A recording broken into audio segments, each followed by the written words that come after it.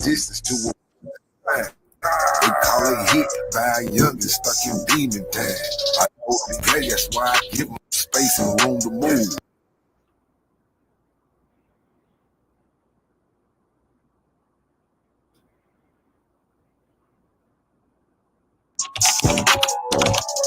Going in the field.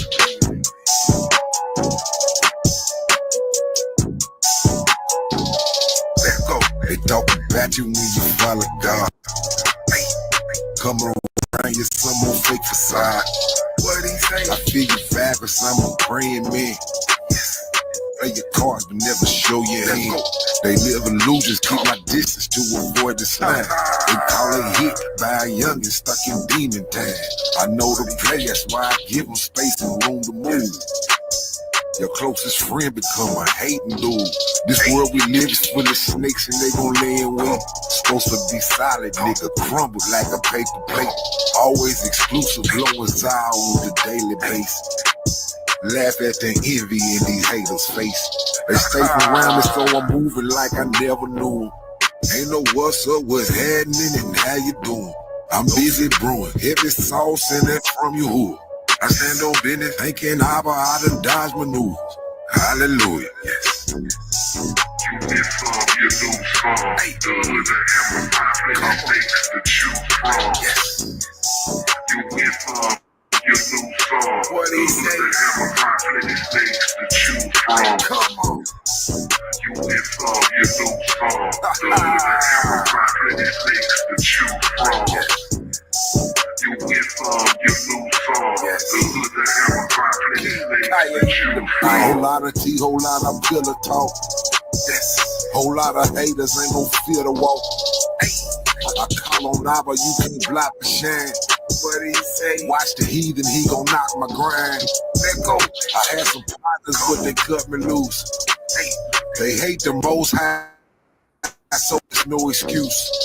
I'm blessed that it gone now, I'm feeling peace. I'm high Peru and them niggas modern day Greeks. A small piece from a puzzle make a dummy hair. Dodging all the hate them pagans going there. King Kaya 502, call me living dead. Kumbaya on the daily, I'll heal my face. The youngest dying man sick, I don't wanna see it. They told me change is coming, but I can't believe it. Come on. Got in the bill, man. What's the baby? And again. You win some, you lose some. The amplified mistakes to choose from. You win some, you lose some. The amplified mistakes to choose from. You win some, you lose some. The amplified mistakes to choose from. They burn. You win some, you lose some. So that The amplified mistakes.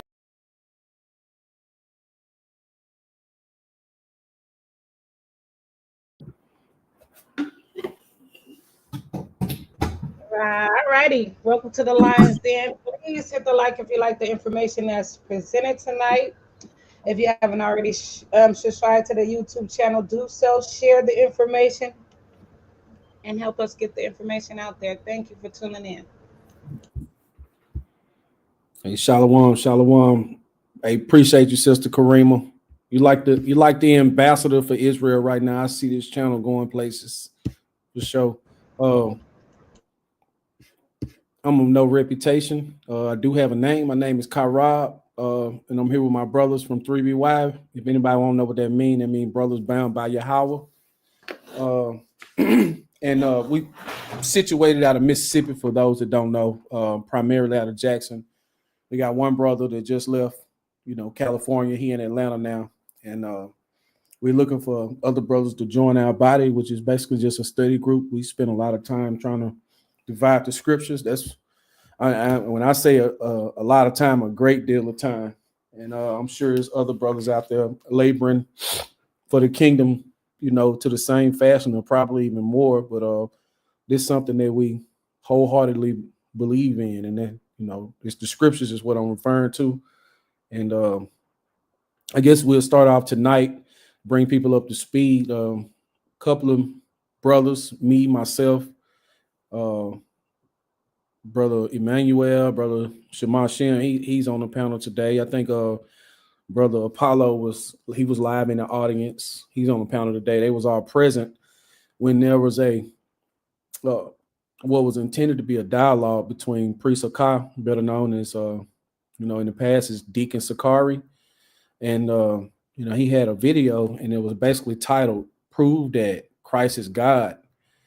And we just kind of took a different angle and an approach by taking a position where we're trying to give our understanding and proving that Christ is Yahweh. And by doing that, we're saying that he is God if we prove that Christ is Yahweh. So the dialogue was pretty interesting. I learned a lot for sure.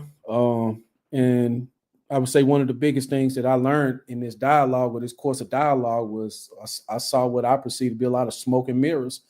So we just here trying to rightly divide the word of truth. I'm not going to spend too much time on that. I'll explain everything as we continue. So I'm going to start sharing my tab. If you can get that up, we'll start the video. We'll get into it. And we're just going to go into a discussion where we discuss some of the things that went on in this debate. Whenever you start a course of dialogue or a debate, not saying any strife was involved, a lot of times when people are exchanging information and they're bouncing questions off each other, a lot of times positions don't get to be completely and thoroughly established because you jump from one thing to the next. So it may seem like I wasn't making a lot of sense on a lot of things I was trying to bring out. And that typically happens when people have multiple fundamentals and concepts that are different when they're trying to adopt a position. So basically, you can have a conversation where you're trying to come to a conclusion on this one topic: is Christ God? But we got 5 other things that might be off that's throwing both sides understanding off, if y'all can get what I'm saying. So let's get into it. I'm gonna press play. Get it.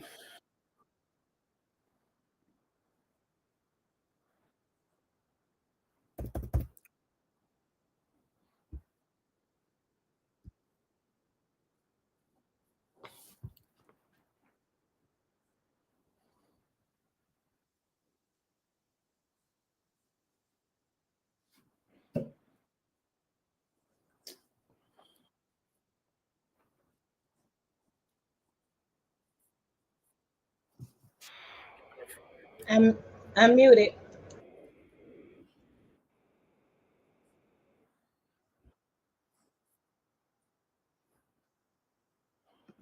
You said unmuted? Yeah, your stream, it says you're muted. Your audio is muted over here on the one you sharing. Okay.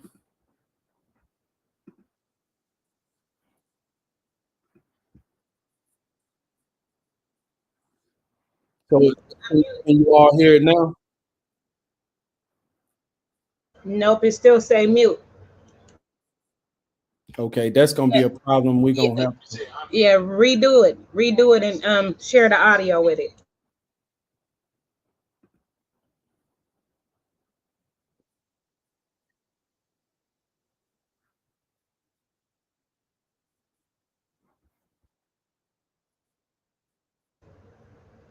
Yeah, you see where you sharing your tab at? The extra stream. Look at the bottom, not the original screen, but look down at where you sharing your screen at. I got you. Unmute that part.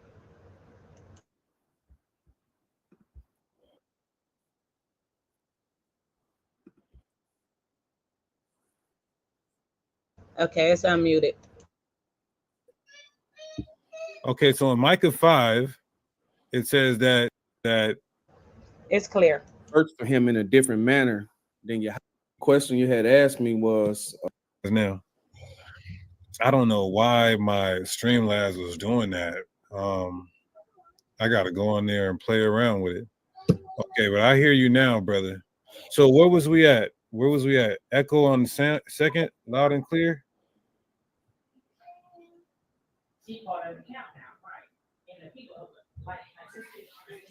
Is there an echo or are we good? Karab, can you hear me still? Your audio is super. on where you got what your guys' stance is. Okay, so I think what a better describe our stance is that the Ancient of Days is the Father that Christ is talking to in the New Testament when he's referring to his Father, and given the fact that the Ancient of Days name has to be given, and we don't have that name on us right now, you have to search for him in a different manner than Yahweh when you're reading the Old Testament, because he don't have a name. He gets referred to by qualities and attributes. So you're saying the God of the Old Testament doesn't have a name? no, yeah. Right. We're also saying that. So I got to stop right there. That's misspoke right there. It's the way he's asking his question. He said the God of the Old Testament doesn't have a name, and I misspoke by saying yes. But I don't agree with that. I didn't really thoroughly process his question right here, because the most correct answer I would give that represents my position is that the God of the Old Testament is Yahweh, and Yahweh is the name. So just to give clarity to that, that's my position. I'm going into this dialogue with Deacon, having been studying under him and studying him for multiple years, so I know he can be pretty vicious in dialogues, and I'm trying a little too hard not to cut myself. So I'm in doing that, I'm making errors and I'm responding too fast right here. But I believe that the God of the Old Testament has a name, and his name is Yahweh, and that I'm trying to demonstrate to him that my position is that Yahweh has someone above him. That Yahweh is God, and we're saying that Christ is the physical manifestation of Yahweh. Okay, so in Exodus chapter 3, the angel of the Lord says, Moses asked the angel of the Lord, who should I say sent me? And he says that, tell him Yahweh sent you. So what? So the Father is not Yahweh. The precepts say Yahweh is the Father, so it's going to bring up some interesting questions. Okay, so are you saying that Christ is Yahweh? Right, we're saying Christ is the physical manifestation or the full glory of Yahweh. So who's the God of Christ? We don't know his name.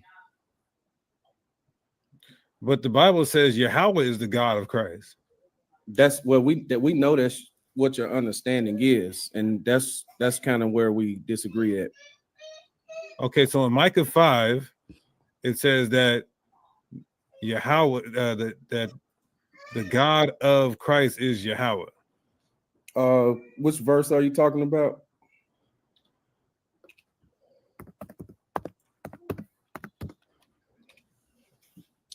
Micah 5, it says, now gather yourself together, O troops of daughter of troops. He had laid siege against us. They shall smite the judge of Israel with the rod on the cheek. You know who this is talking about? This is talking about Christ. Okay. So if you keep reading, it says in verse 4, and he, the Messiah, shall stand and feed in the strength of the Lord, in the strength of Yahweh, in the majesty of the name of Yahweh, his God. Mm-hmm. So why in Micah 5 and 4 is it saying that the name of the God of Yahweh Shai is Yahweh? Ask that question again. So you're saying that Christ is Yahweh, but the Bible is saying that the God of Yahweh Shai is Yahweh. That's the name of his God. Yeah, I kind of see how you're breaking this down, and I can understand given the way that it's worded. But I think when we do go to other precepts and step out holistically and look at these multiple witnesses, verses like this will read different once you understand how Christ is using the name Yahweh. Okay, so just for the record, I mean, before we move on, you don't have an explanation for this, or you do have an explanation for it? I'll duck this jab until later. I just call this a slip. That wasn't a slip. That was an overhand right, brother. Hey, it didn't connect just yet. You know what I'm saying? Okay. All right, I'm gonna stop right there. I'm gonna go and I'm gonna share this tab right here. All right, making me make sure it's on the screen. All right, so what ended up happening right here is I already see out the gate. You know, I didn't actually use this precept to evaluate our position, but the position that we have is actually bulletproof.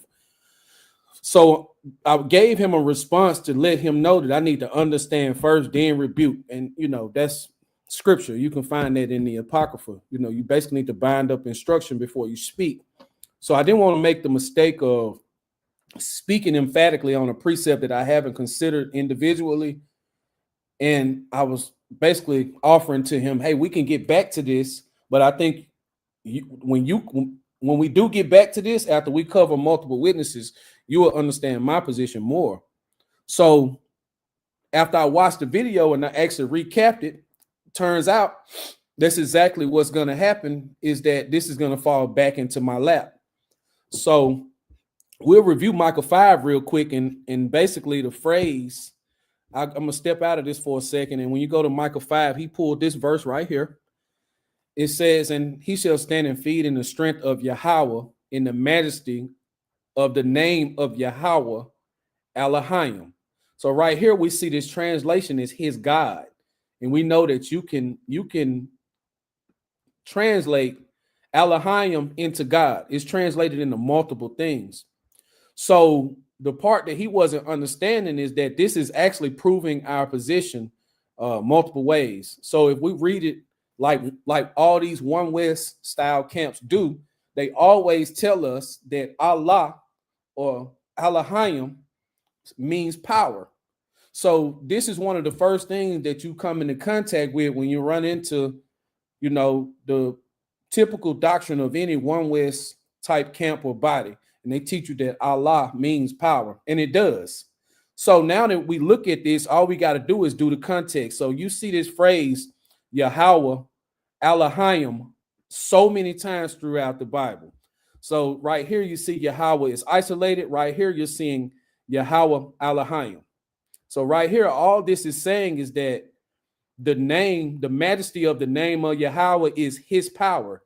They put the word his there is because the context of this verse, Yahweh is referring to himself and his power, which is why it says his power. He's relying on the text to demonstrate his point, but the Hebrew tops everything. When you go into the Hebrew right here and you go to where it says his God, the only reason why they put his right here is because it's possessive in relation to Yahweh, because he's speaking to his own power. So that's why it says his God or his power or his Elohim right here. And I knew if we started right here at the beginning of the discussion, he don't fully understand my position. And I didn't want to be stuck trying to explain this to him and get caught up on this. Next time we do deal with this, I'm gonna take this head on and we're gonna deal with this. So right here, I'll give you another demonstration to make it make more sense. If you see the Shema prayer, which is, I believe, is Deuteronomy chapter 6, I'll give a demonstration where context is where they throw that extra word. They'll say your God or his God or whatever, right? So right here it says, because I say the Shema every day the best I can, right? So in the Hebrew it goes, Shema Yasharala Yahweh Elohim Hakah Yahweh Ahaba Yahweh Elohim Labba Napas Ma'at. So in the English is hear, O Israel, the Lord our God. That is saying Yahweh Elohim. It's the same phrase that's in Micah, and you can literally say it like this if it's out of the Hebrew. You could say, hear, O Israel, Yahweh our power is one Yahweh. So it's not to confuse people. The only reason why you have our here, which is not actually in the text, this is the Hebrew word Elohim or Elohim. It's saying our because it's possessive to the Israelites who have to follow this commandment. So right here, they translated it our God in relation to the Israelites. And going back to Micah chapter 5, they translated it to his God or his power because he's speaking to his own majesty of his name. And I knew he wasn't going to understand this. So it might appear that he had a nice little, uppercut, jab, whatever type of strike as it relates to boxing, you want to call it. And I was willing to openly admit that I haven't eisegesis this particular scripture, but I knew that it wasn't taking my position from me because it's been tested throughout the scriptures so much with me studying with my brothers this past couple of months that I knew that it wasn't taking my position. And I'm just going to throw this out here real quick. He later on goes in this video to prove that in Psalm 90 and 2 that Yahweh doesn't have an origin, but this verse right here in relation to Christ also says he's from the same everlasting that he proves, that he tries to prove Yahweh doesn't originate with Psalm 90 and 2. I hope I'm speaking correctly. He went to Psalm 90, verse 1 and 2, and says, see, it says his goings are from everlasting to everlasting. Same thing pertaining to Christ. There's not any distinguishment. So we have to reevaluate what everlasting is, and I knew he wasn't going to get that yet either. So anyway, that's the Micah 5 is literally saying the majesty of his name is his power. The majesty of the name of Yahweh is his power. Elohim or Allah, the Allah inside of Elohim literally means power. I took too long on that, but that's what's going on. My other question is this, and then I'll let you provide your evidence or ask me a question. I'm just trying to gauge what your guys' stance is.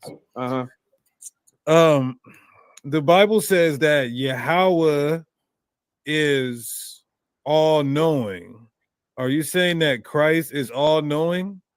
Well, that's an interesting question. When Christ said, no man knows the day nor the hour, he was talking about the Ancient of Days.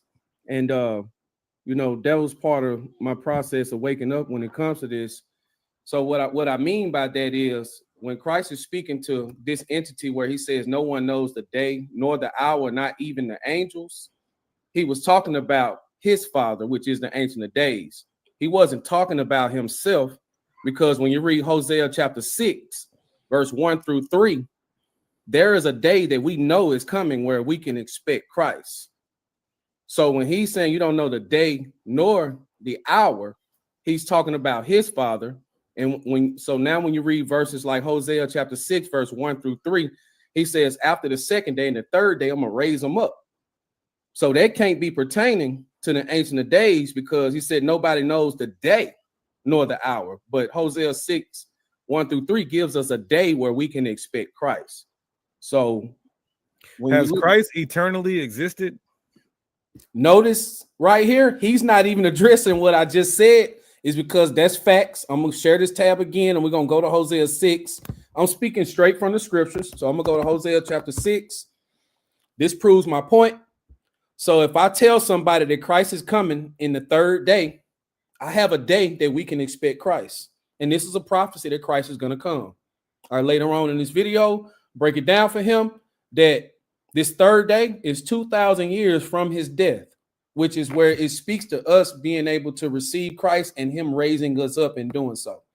So that's why it was kind of hard for him to process. And instead of him actually addressing my point, he asked another question and never really dealt with this, as y'all will see. So he's asking questions to continue to give him the leverage, but he's not dealing with the precepts that I'm coming out with. So right here says, after 2 days, he will revive us. That's Christ. And in the third day, he will raise us up and we shall live in his sight. So all I'm telling him is that when Christ said no man knows the day or the hour, he's speaking to his Father, who we're calling the Ancient of Days. But when he just mentions a day independent of itself and don't include the hour, it doesn't meet the criteria of not knowing the day and the hour. Christ gave us a day that he's going to come. He didn't give us the hour that he's going to come.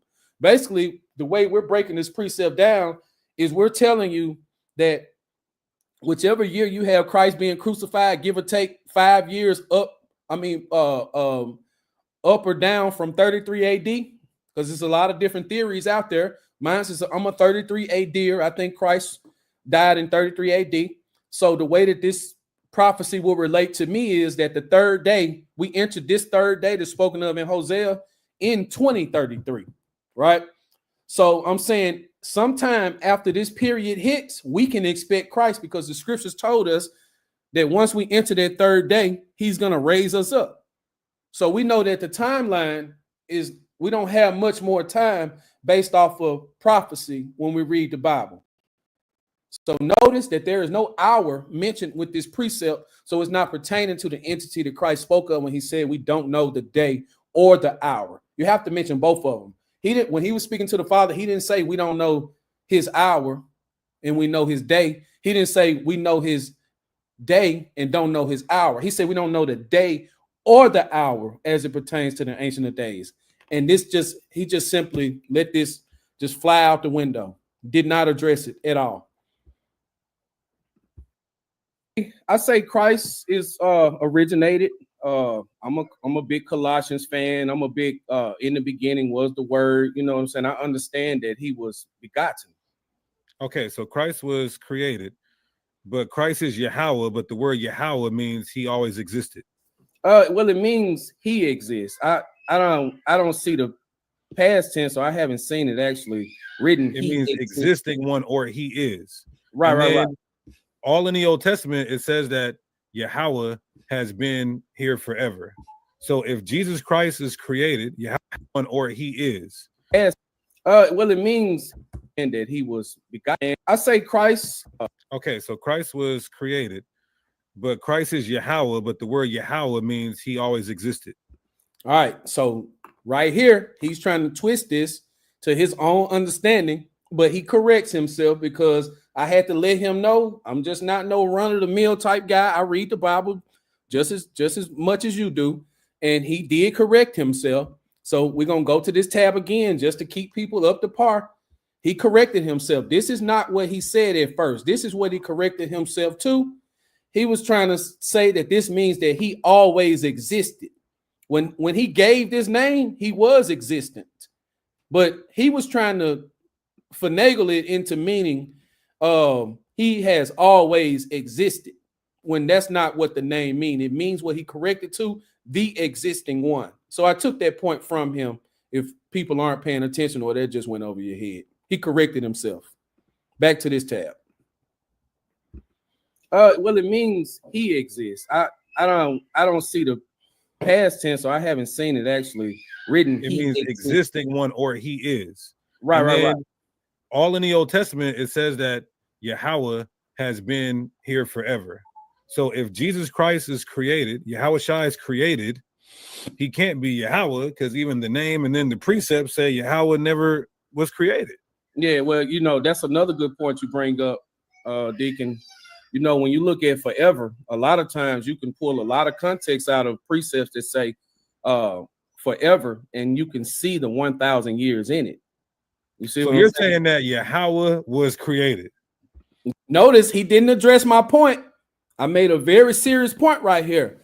If Christ's kingdom is forever, but he hands it over to the Ancient of Days in 1 Corinthians chapter 15 and in Daniel chapter 7, then how does forever mean nonstop, the way that he's trying to equate to forever, right? So Christ's kingdom comes to an end in the sense that the kingdom that he passes over to the Father is going to become totally spiritual. Then it's going to go on indefinitely. Christ's kingdom, according to prophecy, is only going to last 1,000 years. So I'm trying to tell him that when we see everlasting and when we see forever, that there is a time limitation on his kingdom, and all Hebrew Israelites, for the most part, see the seventh day as being 1,000 years. That's why he's skating over this, in my opinion, too. So forever and everlasting, as it pertains to the kingdom, has a beginning and an end time to describe that forever. So I'm gonna go on and clarify that some more as we continue as well. Yes. What do you think would have happened to you if you would have said that in Israel 2,500 years ago? Yeah. And I understand this, and I try to approach this like blasphemy. That's why I want to deal with the scriptures, right? I'm gonna answer that question if he does happen to run across this video, right? When you read Ezekiel chapter 1, I believe Brother Apollo might agree with me right here. When you read the chapter, Ezekiel says, I saw visions of God. I'm gonna get that pulled up real quick. I'm gonna go to Ezekiel chapter 1, and this pertains to Christ.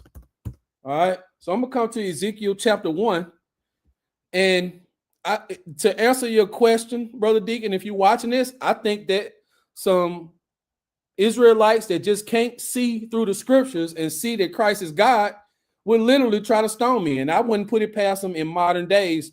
But the visions that Ezekiel had is more than likely, according to Midrashic and Talmudic literature, if that's something that people actually study or look into, it's one of the reasons why Ezekiel was killed. You can go visit his burial site in Iraq, even to today, where he was laid to rest, where there is an Islamic monument built over his tomb right now. But if I'm not mistaken, Ezekiel was murdered because of the prophecies that he spake. So that's my answer. I think that people would try to kill me for saying that Christ is deified in the sense that we're saying it, because the same thing happened to Ezekiel, and he opens up in Ezekiel 1 and is explaining some of the attributes of Christ by saying, I saw visions of God. He's literally calling Christ God in this vision. Brother Apollo, can you chime in right here? Is that your understanding? Yeah, that's my understanding. And I said it literally says vision of God. And the word says the word of the Lord came. What verse is that? I know you well versed in this. So there go the hand of the Lord, right? And so this is literally proving what we're saying. And then The word of the Lord is right there in the beginning of the verse. oh, right there, boom. So you got both of them, right? And we know that Christ is the word. You get what I'm saying? And we also know that according to John 1:1, that Christ is the word. So this is what got Ezekiel killed. So my answer is, I think some Israelites that don't understand the scriptures will literally try to kill me because they think I'm blaspheming and basically make me inherit the kingdom eternally in an instant as soon as I give up the ghost. That's my answer. Go ahead, brother. So, Go ahead. So that's why I'm really into not really in a debate mode. I'm really trying to ask some real serious questions.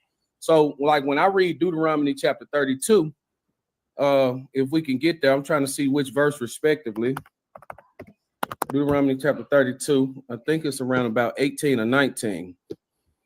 I don't know if you ever actually considered this angle before, if anybody came at this angle, but it says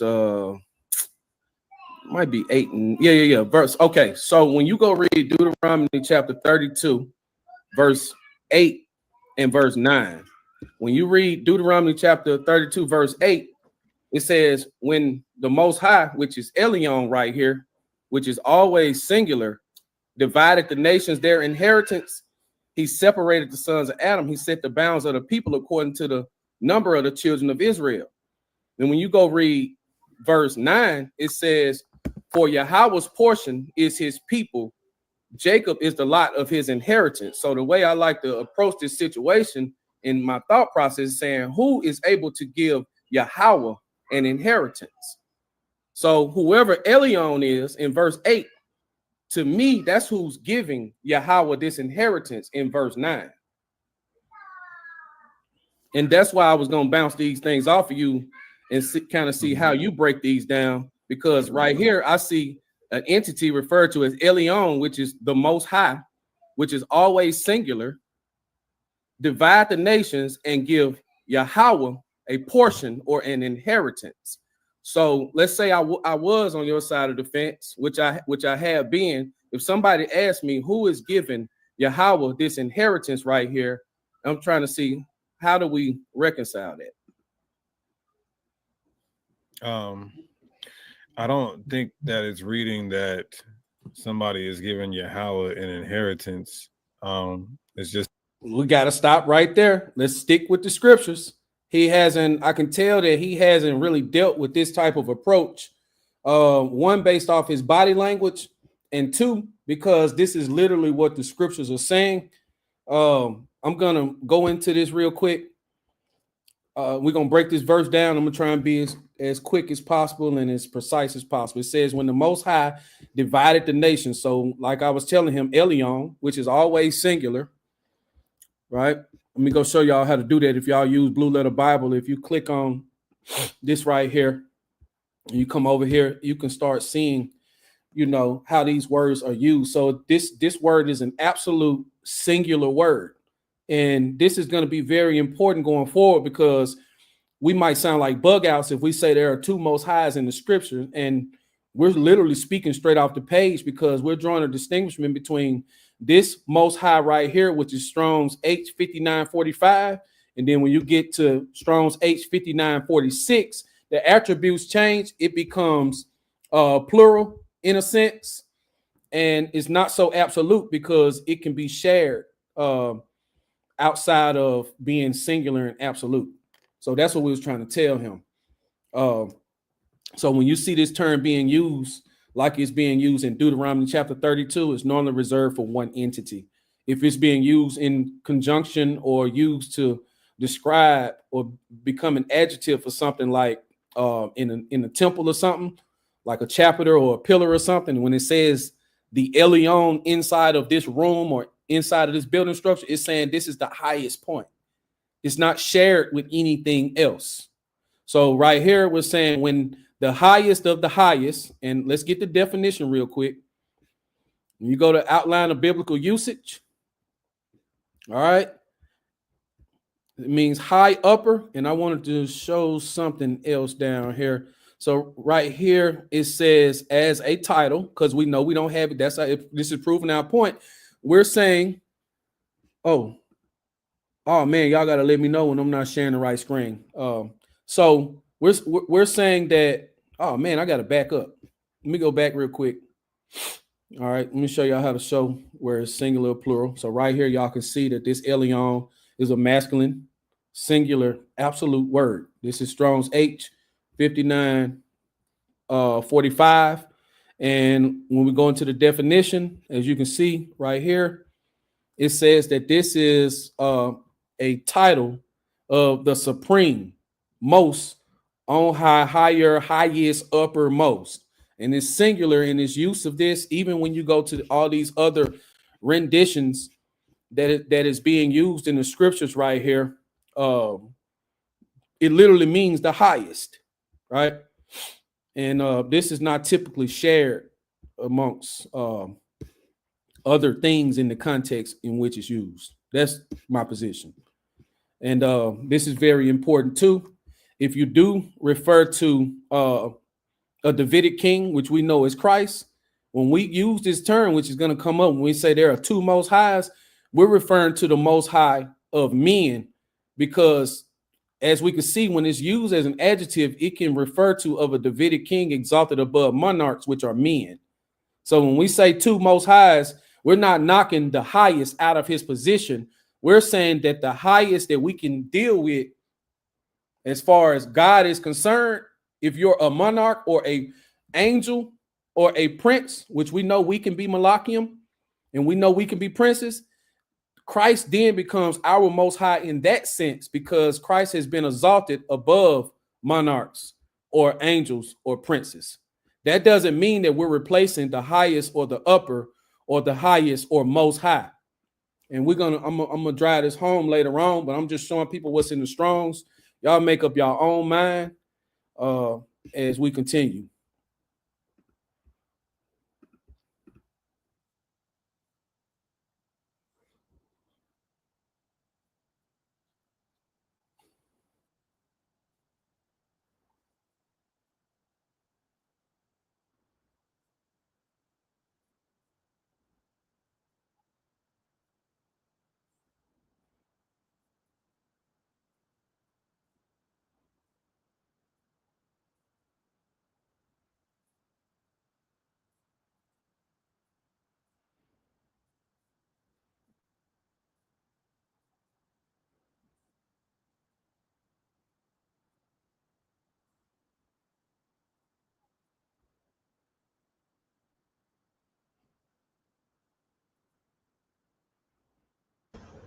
You playing something? What's that? You playing the video? Yes. We can't see it. Oh man, let me back up about 30 seconds. My bad. All right, right here. Most theologians say he So right separated here, the sons of I'm Adam. trying to get him So to it's break down recounting that what Deuteronomy 32, verse 7, and well, on verse 8 and 9. And what y'all are gonna notice is he's not dealing with this inheritance, which is a literal inheritance. When you go into the Strongs, it means that Yahweh received something. So my position is that I want him to break down how Yahweh is receiving something. He's going into the actual context of this, which I don't disagree with. I do believe that the Most High divided the nations around Genesis chapter 10 and 11 goes further into that. I'm not knocking that, but I'm saying that was Elion's decision to divide those nations and bring his decision to fulfillment in Genesis 10. So through the seed of Shem, Jacob can become Yahweh's portion or inheritance. So what he's doing is the way I found out what he's doing is I got this Bible I just bought the other day. I paid like $100 for it. Just randomly went into the bookstore. I was like, man, I need another Bible. So I bought a reference Bible, because we do a little street teaching and I'll be needing to be faster pulling precepts. So I bought a reference Bible. And the Bible that I had, he's literally reading the mid-note commentary out the middle of my Bible. So when he mentions LXX and he mentions Genesis 10, I could literally cut my camera on, turn my Bible around, and show y'all that he's speaking verbatim off of this page. So I don't disagree with the context that he's applying to this, but he's still missing the point that Yahweh is receiving an inheritance in this verse from Elion, which is singular, not shared with anybody else. That's what he's not going to address. what happened in the Tower of Babel. He set the bounds of the people according to the number of the children of Israel. Different translations, the Greek Septuagint, the Dead Sea Scrolls, they all say that he separated them according to the number of the sons of God, which most theologians, and I would agree, would say that this is talking about the divine council. And then it says, for Yahweh's portion is his people. So these nations got divided and they got lands. And then what God is saying is that these other nations, they're going to get governed over by whatever entity is over that people. But Yahweh is going to govern over his people. And that is verse 9. That is not what that verse is saying. I could see him drawing that analogy for where it says the Lord's portion is his people. So I could see him governing over his people because the government would be on his shoulder. And that government or that world or that cosmos would be Israel. The other analogy that he applied where their other governors would be over them is not nowhere in this verse. All I see is boundaries being set by Elion and Yahweh receiving his inheritance, and his inheritance is Jacob as a portion. He's not dealing with the point. But people are telling me I'm not dealing with the point. I don't get it. Let's go. Right. So who is Elion in verse 8? The same as Yahweh. Okay, so that's where my questions come in. That how do we demonstrate that Elion is Yahweh? Plenty of places it says Yahweh. Okay, so let's do it. Let's see. Okay. So Psalms, go to Psalms. As a matter of fact, I can do it. So you're saying that Yahweh is not the Most High? Well, he's called the most. Yeah. So this is, and notice he's leaving the verse. He didn't address it. Now he's asking me another question, and he's trying to figure out a way around this because he hadn't dealt with this actual position before. If he has, or if you're watching this, Brother Deacon, I love you, but I would like you to shoot me a video where you've actually dealt with this position before, with like how 3BY is coming at this with showing that Yahweh is receiving a portion or an inheritance from Elion. Where it gets kind of tricky. Now we're going on a whole nother verse, and because you're trying to show what your understanding is, right? Exact. So, like the verse I just saw on the screen, it says that Yahweh is the Most High. Okay, so it says Psalms 47:2. For the Lord Most High is terrible. Yahweh Most High is terrible. Yeah, You can asked I? me to show you where the Bible says Yahweh is the Most High. Psalm 7:17. I will praise Yahweh according to his righteousness and will sing praise to the name of Yahweh Most High. So what I'm saying is that the Father is Yahweh and the Father is the Most High. What you're saying is that Christ is Yahweh and that Christ is the Most High. So there's nobody above Christ? Yeah, there is an. So right there, he's not even paying attention that he's cutting himself. When you go to Psalm chapter 47, verse 2, which he has on the screen, it says that the Lord Most High is terrible. He is a great king over all the earth. Christ has been given power on earth, all power on earth. So this is literally supporting our position when we say Yahweh is the Most High, and we say Yahweh is the physical, Christ is the physical manifestation of Yahweh. So right here, notice that I just proved my point. We just left this Elion, which is the same Elion coming from Deuteronomy chapter 32, where it says that it can speak to a Davidic king over the monarchs. So that's why earth is in this verse in Psalm chapter 47, verse 2, because that's where the monarchs are. So when we say there are two Most High, we're saying that Christ is the Most High over the monarchs on the earth, but he still is working for Elion, which doesn't have a name. An entity above Christ whose name we doesn't know. Then how is Christ the Most High? Christ is the Most High because he uses the same attribute as Elion in Daniel chapter 7, but it's a slightly different variation of the word. It's one that can be shared, right? So if you look at Strong's H5945. Okay, just to be clear, I'm gonna stop sharing my screen and give it to you. But what you're saying is that there's a God over Christ, but somehow Christ is still the Most High. He's the Most High that we're going to be able to get to, because if you read in the book of Job, chapter 41, the Ancient of Days, or this entity that's over him, is you can't see him and live. So in that essence, yeah, Christ, which is the physical manifestation of Yahweh, is the Most High in that sense. Because if you go higher than that and you want to get straight to the Most High, then you're just a dead man. Nobody can even. You can't even say whether you would live or die, because nobody has experienced that.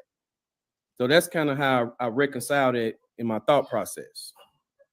So Christ is the highest that we are able to get to the Ancient of Days. So for mankind, since he was made Lord and angels, he's the Most High to those that are Lord and angels. So why did he say to pray to the Father? What's the Lord's Prayer? Can you say the first line of the Lord's Prayer? Our Father which art in heaven, Matthew 6. Okay. And so who are we praying to when we say our Father? In that case, it would be him. Okay, so we can communicate with the Father. No, that's Christ. Christ said, if you have seen the Father, if you have seen me, you have seen the Father. So when Christ says pray to your Father, he's really saying pray to me. I have a quick question, if I can, and I feel like it's right on the topic of questions that we're asking, or the series of questions that we're asking. I believe that the understanding that we're. Let me stop right there. I'm gonna go to this screen. I'm gonna share this. This is stuff that they're not dealing with. Christ is literally telling us to take the position that we have. So it said, Yahweh said unto him in John 14:9, have I been so long with you, and yet hast thou not known me, Philip? He that have seen me have seen the Father. How sayest thou then, show us the Father? Christ is telling us not to look for the Father that they keep speaking to, because you're literally going to die. He's telling us, listen, brother, I done came here. This is as close to the Father that you're going to get. We know that you see this deity in the scriptures that you can't really explain, or you know that you can't really verbalize. You don't fully understand his attributes. Nobody has ever seen him and lived. But if Christ is telling people, if you have seen me, you have seen the Father, and people are looking at him and live, He's literally proclaiming Isaiah 9:6, which literally calls him everlasting Father. And then most people already have the understanding that without Christ wasn't anything made. So that's what fathers do. They make sons. So that's why we're saying when we call Christ the Father, we're calling him the Father because the scriptures in Isaiah 9:6 tell us that that is his name. We can refer to him as a father, and we're referring to him as a father because we know according to scripture and the New Testament that Christ created us. So that's the essence of father that we're speaking to when we call him the Father. That's still not taking the glory from his Father. And I'm gonna bring one more precept out. We're gonna get back to the video.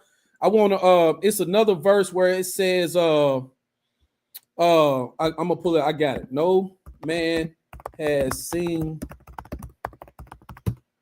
That's gonna be John chapter 6, verse 46.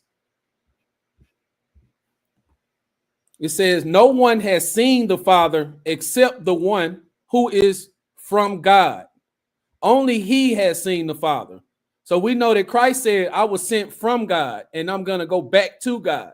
So Christ is saying he's the only one that saw the Ancient of Days and lived right here. This is the part that he's not getting.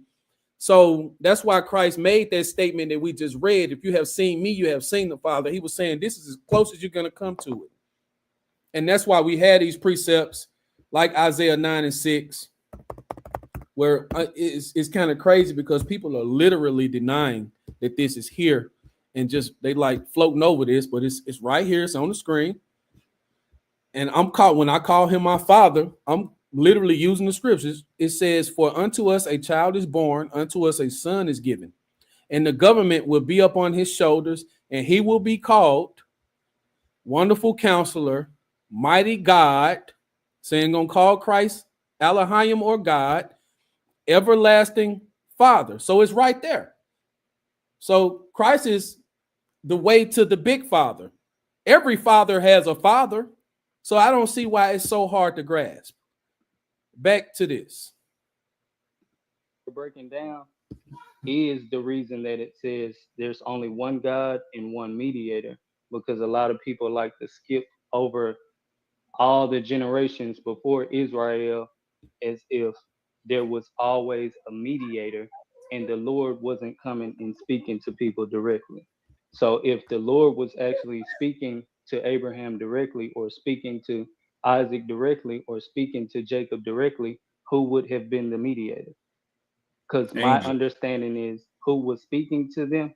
Well, when you say angel, then you would have to understand that the angel of the Lord isn't always in the context when that's going on, which is why I don't conflate Yahweh to be the angel of the Lord, because I have been on that side and there's a lot of cuts to it, especially the fact that the angel of the Lord is in the New Testament. So Yeah, I'm not saying every time that the angels are communicating with the chosen that it's Yahweh, but there are other mediators. Okay, so that would be a contradiction. Stop. All right, watch this. So this is what people are skipping over too. We literally just made Brother Deacon, and I love you once again if you're watching this, Brother Deacon, but you listen to yourself. I'm gonna back this up again. You just said that there are more than one that there's more than one mediator. Then you said kind of. So y'all watch closely. The angels are communicating with the chosen that it's Yahweh, but there are other mediators. But listen. Yeah, okay, so that would be a or kind of. He's not even sure. He hasn't dealt with this type of approach to the scriptures, and his language and his verbiage is speaking to that. So y'all just heard it again. I'm gonna play it one more time where you can hear him literally say there's more than one mediator, but then he says kind of, because he knows the scriptures very well, but he knows that that's going to be a serious contradiction in the scriptures. Contradiction. Communicating with the chosen that it's Yahweh, but there are other mediators. So that would be a contradiction for you to say there are other mediators in the scriptures, say that there's only one mediator. You said before Christ, bro. I'm talking about before Christ. Duh. Yeah, the high priest was a mediator. Before Christ was the high priest our mediator? Yes or no? No, Have a good night, sir. no. Next he question. Wait, what? So you could go. So, brother Iman, you was right on. You was right on the mark right here when you said that he was not expecting you to say no. He thought he had it in the bag. So what we've done here is we've boxed brother Deacon into a corner where he's literally going to go and try and prove that the blood of bulls and goats takes away sin. And you know what's crazy about it is because if the blood of bulls and goats takes away sins, then why do we pour it out into the ground? We pour it out into the ground because Christ's blood is only sufficient to make an atonement for our sins. So when we read Leviticus chapter 17, verse 11, I'll share my tab. This is really a shadow of Christ's blood. And I'm gonna pull it up real quick. Leviticus chapter 17, verse 11. I like to do the Bible Hub. So it says, I do the NLT. It says, for the life of the body is in its blood. I have given you the blood on the altar to purify you, making you right with Yahweh. It is the blood given in exchange for a life that makes purification possible.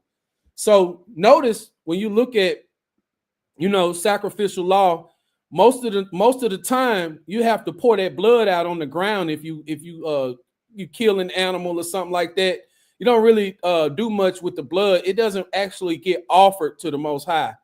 I do see the red heifer getting burnt up whole, but I had to look into that more in Numbers 19. But most of the time I see the blood getting poured out into the ground. And so it's not actually a part of these sacrifices that are going on the altar. And I feel like the law is set up like that because only Christ's blood is sufficient. And the problem that I have with trying to argue that the Levitical priests were making atonements for the Israelites is the fact that this unknown author from Hebrews, I still refer to the book. I go to chapter 10 real quick. People got to pay attention to what this says. It's saying what I just said. It says, for the law is only a shadow. Oh, I don't like this translation right here, even though it's not messing nothing up.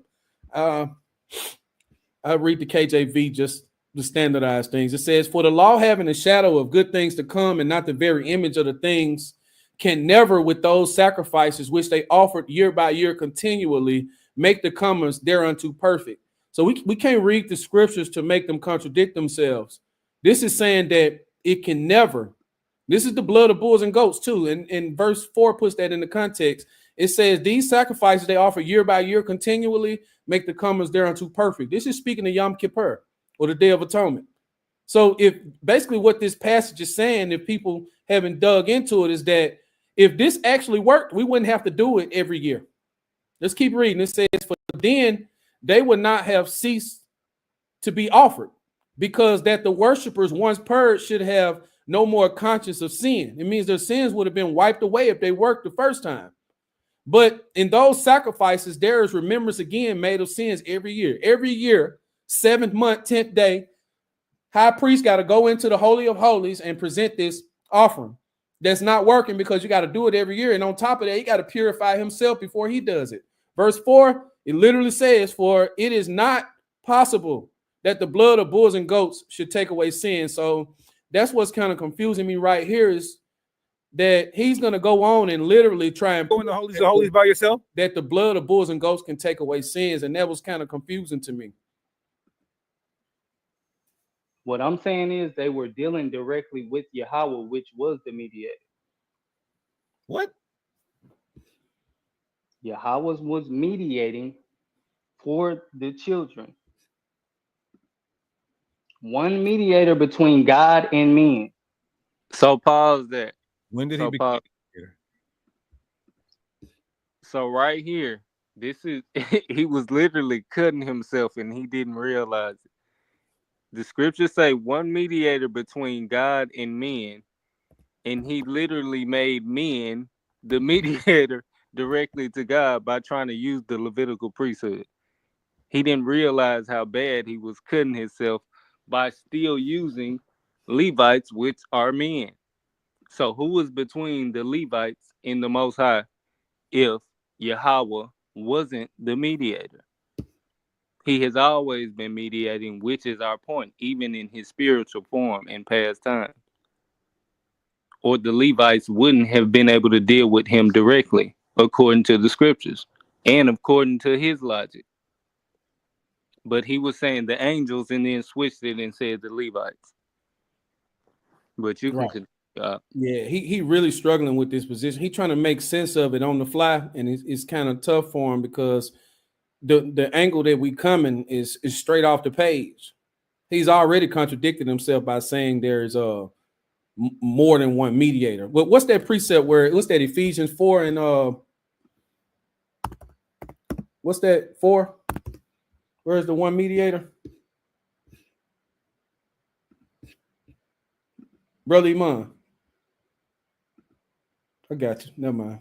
You didn't taught me already. You taught me well, brother. I got you. First Timothy chapter 2, verse 5. First Timothy chapter 2, verse 5. I got you. Let me pull it up. I like people to be able to read with us, so make sure because we're gonna be called bug outs. Chapter 2, verse 5. Got you. So there it is on the screen. He said it's kind of more than one mediator. That's where we disagree. This is not out of strife or debate. We're saying that we're confused because we read this. It says, "For there is one God and one mediator who can reconcile God and humanity, that man, Christ Jesus." So his argument that he's about to go forward and try to present is that there's more than one mediator who can reconcile God and humanity. And he didn't allow a serious precept to come out. And we're about to bring it out because, like I said in the opening of this video, when you in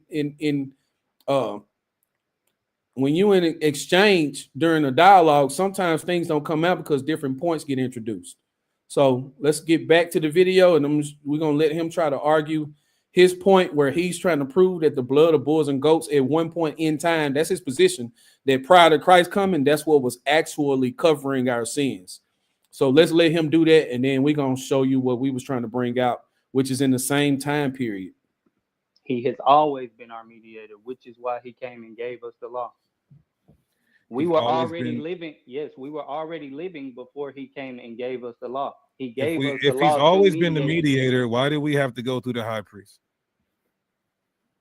Because that's what he chose us to do.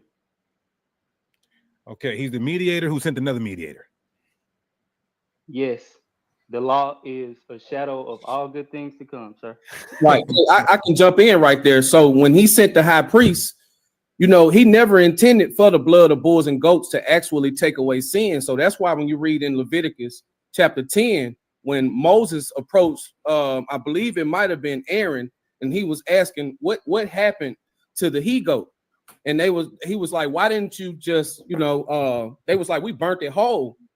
And he was like, well, why didn't you just consume it in the Holy of Holies? And then if you go look at Aaron's answer, he was like, well, it wouldn't have done us no good anyway, since all these things have befallen me. I believe Nadab and Abihu had got smoked in that earlier in that chapter right there. And right there, you see that pleased Moses. His answer pleased Moses, and they never actually consumed that sin offering is because they already understood that the blood of bulls and goats could never take away sin. So that's like the real that's why we rock with Sakari and we rock with Deacon and all these people with this understanding that sacrifice is not done away with, but we also understand that the blood of bulls and goats can never take away sin. Okay. So him giving us a mediator is not really them mediating with the actual blood of bulls and goats. It's just a mimic or a replica of heavenly things. That's all it's doing. And when you get the purpose of these priests doing these sacrifices, is they're basically there as a memorial or them to remember the sin that they fell into when you read the book of Ezekiel.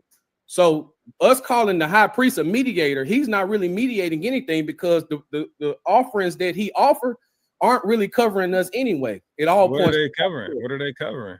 They're just doing this. It's not taking away sin. That's why Hebrews chapter Can you 10 read Leviticus? Can you read Leviticus?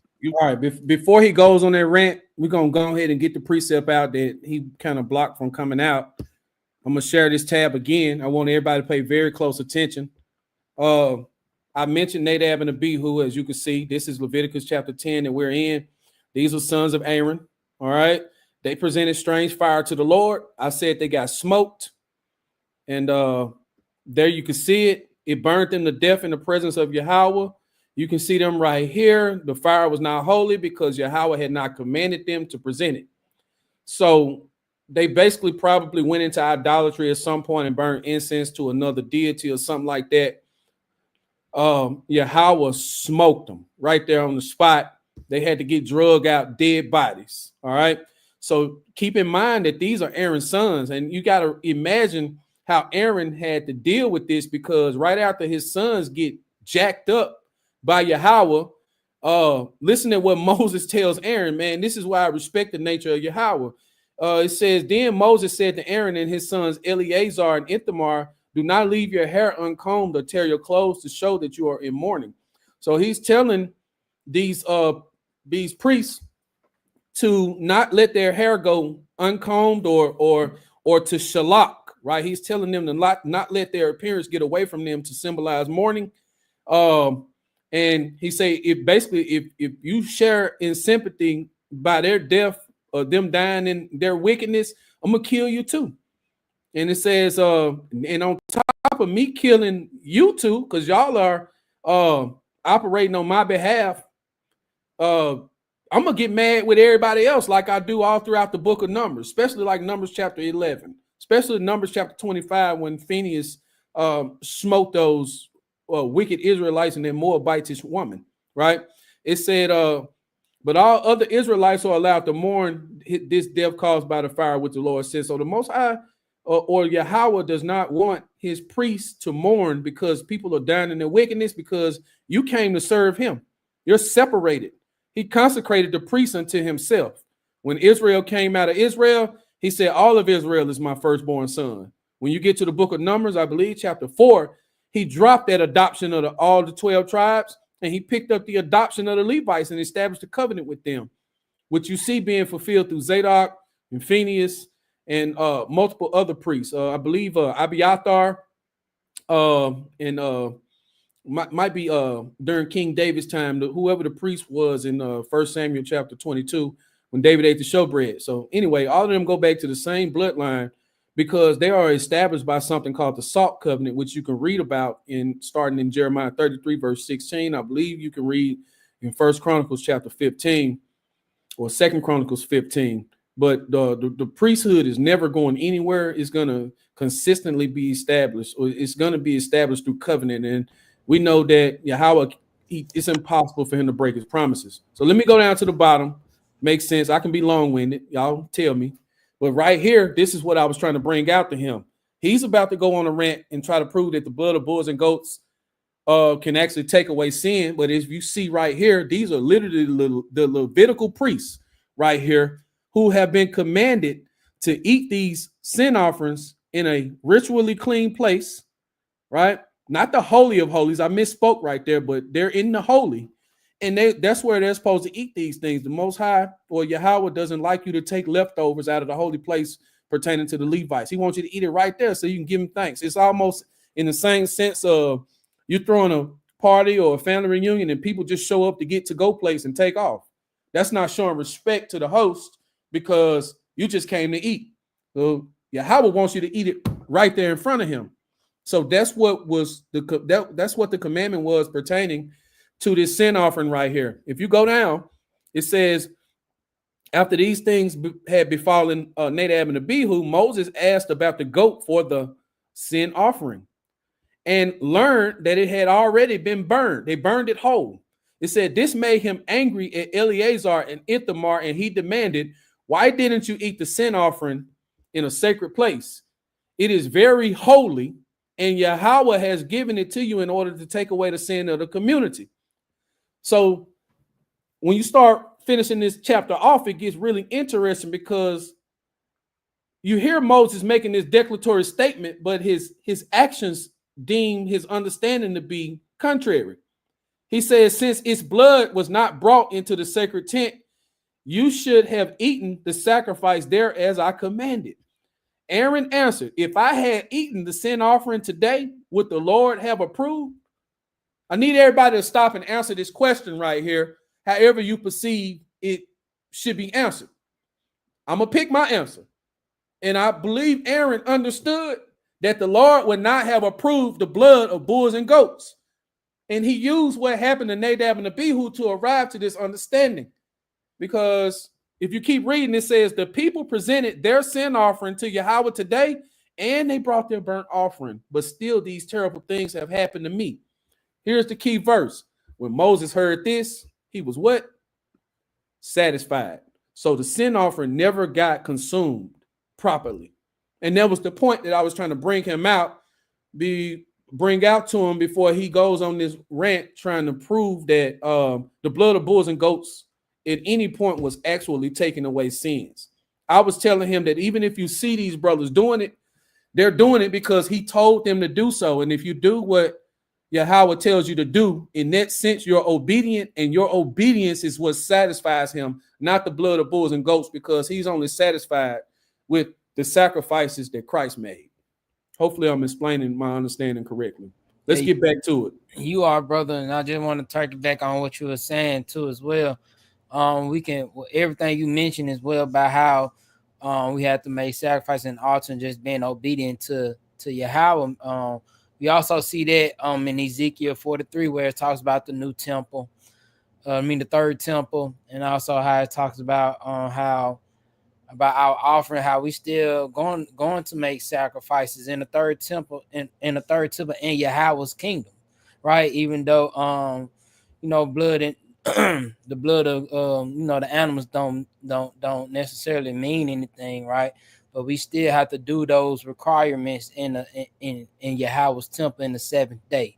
So I just want to add on to what you were saying, what you were talking about. I'm glad you brought that up too, brother, because I did mention that earlier. I think I did mention to him. I could go get that real quick. So the kingdom to come, here's the temple. When you read Ezekiel chapter 40 through 48, that's dealing with the temple that we would have when Christ returns. So when you come down here, it's telling them that they're going to bear their punishment and iniquity in conducting these sacrifices, but they're doing it to bear their recompense. It's the law is a lot of people don't deal with the fact that if you go into the law, it tells you that the law is there to bear witness against you. So that's why they're doing that, because the law is going to bear witness against them. It's somewhere here in Ezekiel when they're dealing with these priests right here. It says something about them bearing their iniquity. This can't. Okay, I see why it's doing it. Let me go to KJV real quick. Yeah, you can. I think Ezekiel 43, and also Ezekiel 43 talks about if I'm not mistaken, that might be what I'm looking for, brother. I might be looking for Ezekiel 43. Yeah, it could be. Try 18, probably, if I'm not mistaken. No, that's them actually conducting sin offerings. Right. Okay. I deal with that point, and we'll get off of this. People don't realize that you don't have to conduct yourself in sin and iniquity to be in a position to offer a sin offering. You have to offer a sin offering if you complete your Nazirite vow, which is not a sin to complete a vow you made to Yahweh. You also have to offer a sin offering if you're a woman and you've given birth. It's not a sin to have a lawful child. You also have to offer a sin offering if you get leprosy and you want to finish the cleansing ritual. So most of the instances where you offer a sin offering, it's just there to represent the blood of Christ, but there is no iniquity that has to happen for you to offer a sin offering. And I think that's very important for people to understand. Y'all can go check this out for yourself, but you don't have to sin in order to offer a sin offering under Mosaic law or covenant. It's about the blood of Christ. So thanks, Brother Shin. We'll get back to it.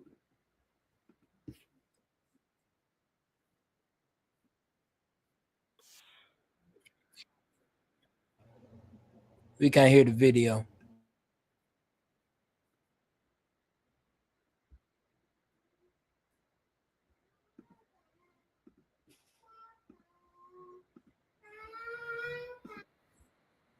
What about now? Still muted. 2251. Let me refresh it to keep going. Okay, come.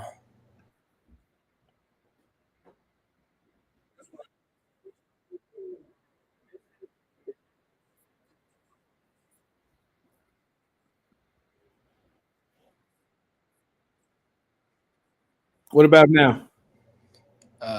Still having little problems to it. Man, you know, I wonder why it's doing that. That's really No idea. yeah, that's real interesting because I'm going back to the tabs.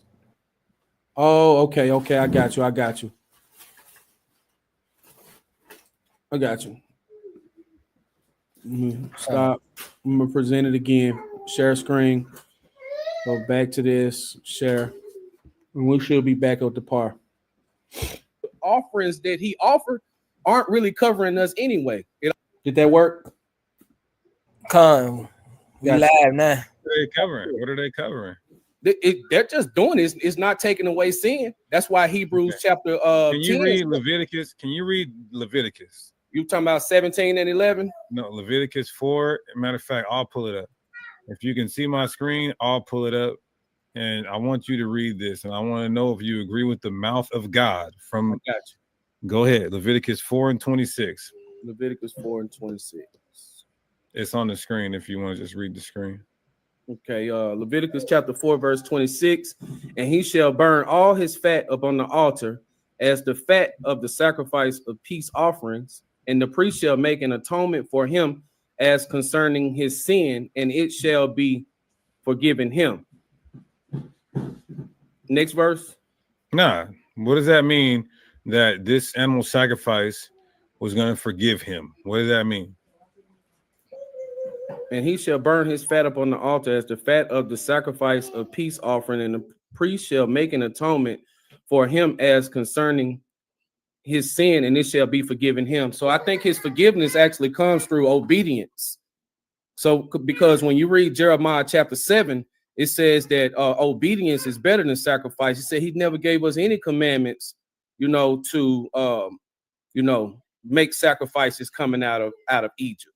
Yeah, So verse 22 and 23. yeah, Okay. so like when you read this right here, and it has this type of wordplay in this translation right here.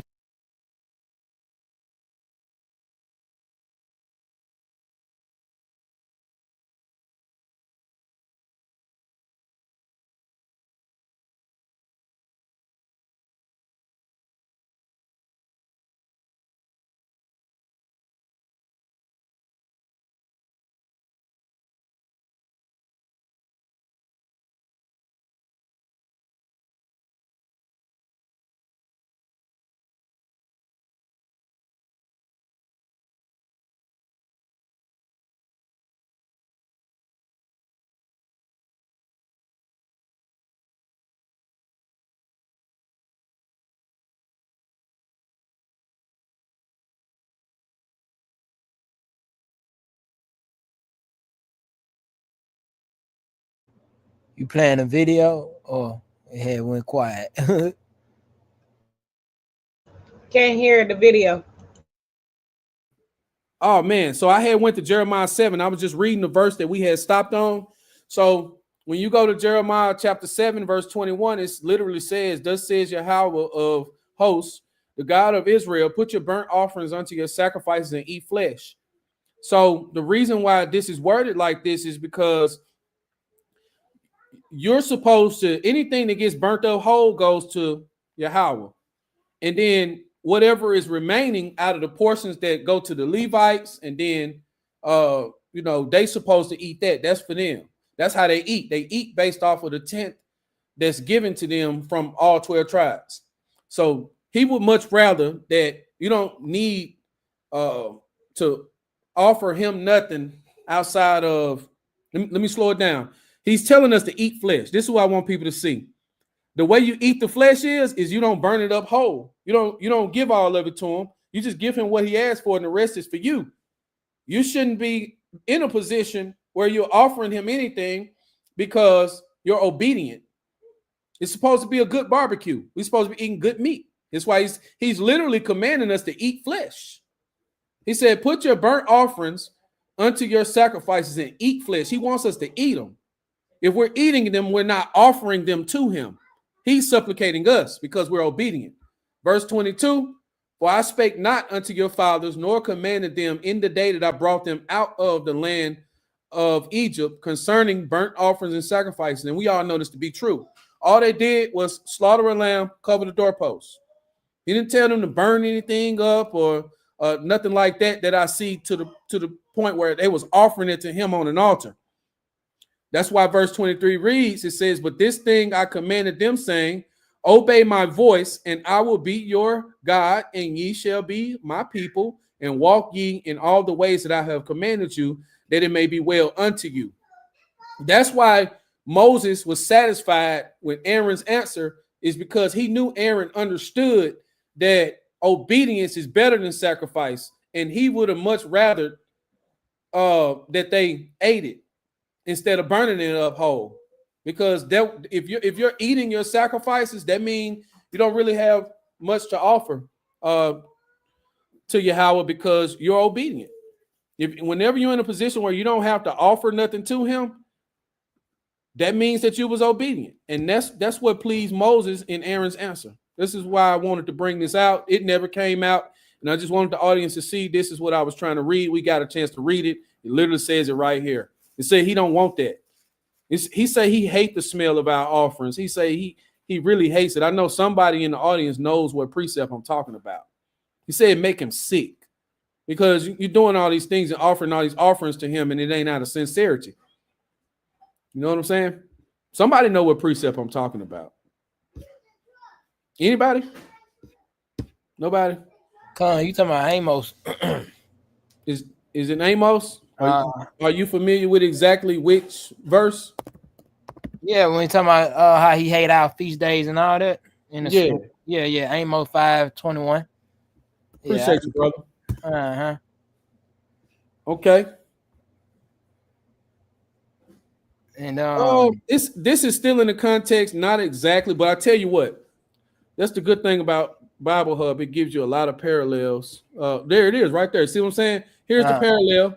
Look, here he is saying it again. That's I was trying to deal with my brother in the scriptures. So Isaiah 11:15, it says, "What good to me is your multitude of sacrifices?" Deacon trying to explain how good they are is not explaining why Yahweh is asking us this question. He said, I am full from the burnt offerings of rams and the fat of well-fed cattle. I take no delight in the blood of bulls and lambs and goats. That's why whoever wrote Hebrews wrote that the blood of bulls and goats can never suffice to take away sin. He says, when you come to appear before me, who has required this of you, this trampling of my courts? Bring your worthless offerings no more. Your incense is detestable to me. New moons, Sabbaths, and convocations, I cannot endure the iniquity in a solemn assembly. So it gotta be out of sincerity, truth, and obedience for him to actually accept anything from us. And when you're in that position, you don't really have to give him anything because your obedience is the sacrifice. You did. Let me get back to the debate here. And we look at the holistic approach to the scriptures, we know that he don't even want us to make these sacrifices. He'd much rather we not even be in a position to offer sacrifices simply because we're obedient. And then when we do have laws like this where he tell us to do something, you do it just simply out of obedience. Right. Can you be forgiven? So if he wasn't to give this animal sacrifice, am I tripping, or did he just agree with what I just said? No, he most definitely agreed. Okay. I just wanted to make sure because folks is telling me I'm bugged out and I'm coming straight off the page. I can talk to a Jewish rabbi or whoever says they study the scriptures. Tell me that this is not what this means, what we're reading right here. was the purpose of his obedience is because he gave the animal sacrifice, which in turn forgave his sin. So another proof that animal sacrifice, the purpose of animal sacrifice is to prove obedience, takes away sin, is how many sins are on the record of King David?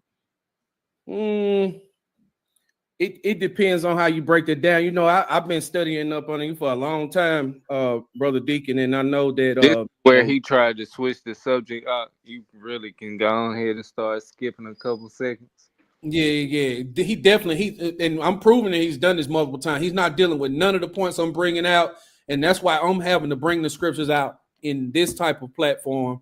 Because every time I introduce one, I would much rather call it a dialogue. If he said, "Okay, cool, let's read it," but he's treating everything that I'm introducing as being irrelevant.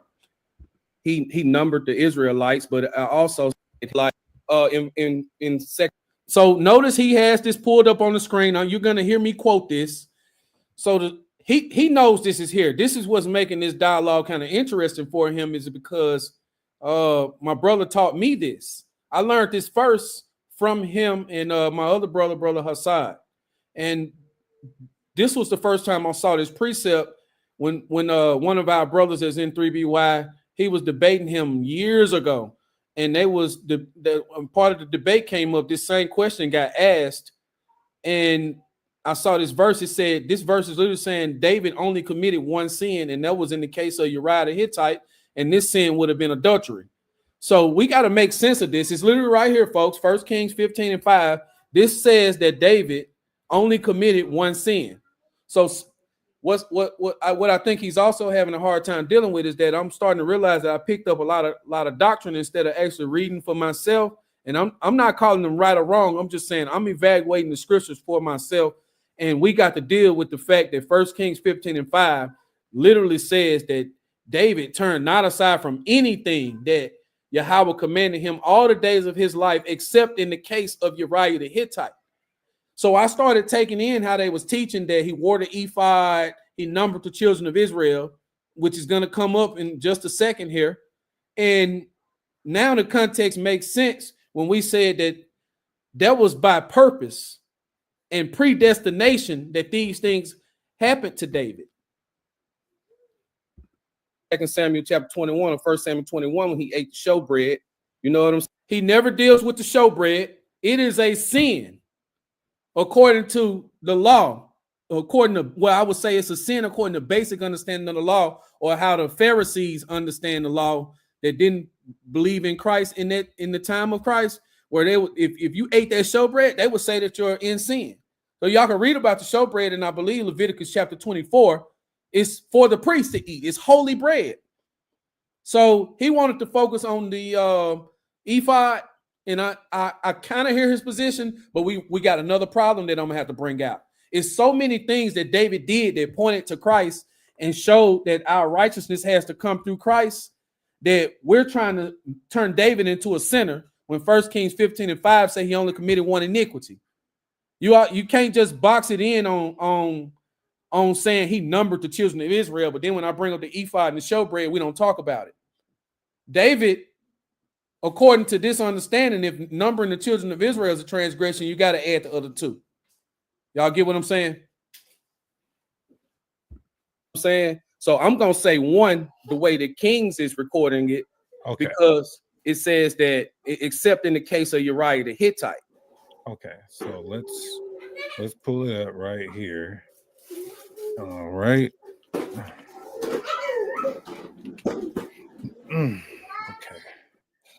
21.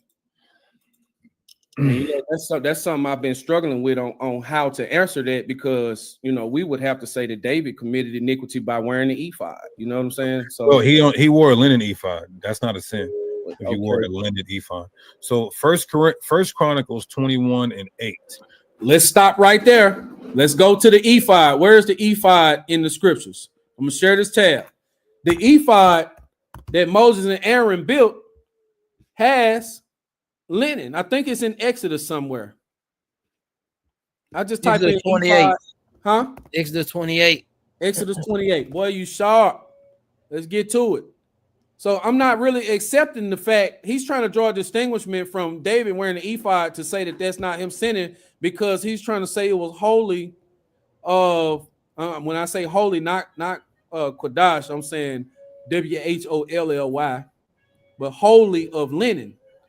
And you don't even see a linen ephod being built in such a fashion in the scriptures. At least I'm not aware of it. What verse, brother, in Exodus 28? Verse 6 through 8. Verse 6. Okay, so right here, if everybody can see, this is the actual instructions for the ephod, and it's made of linen. All right, so you can see that in all translations that it's woven with linen. Okay, fine twine linen. Linen is in all of these right here.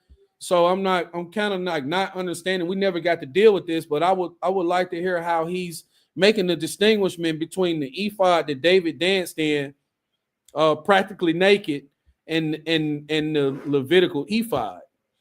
Or I wouldn't say the Levitical ephod, but the one we see being constructed in Exodus 28 and 6, when it's my understanding that you can't keep the law of making an ephod unless it has linen in it. I didn't get that part either. All right.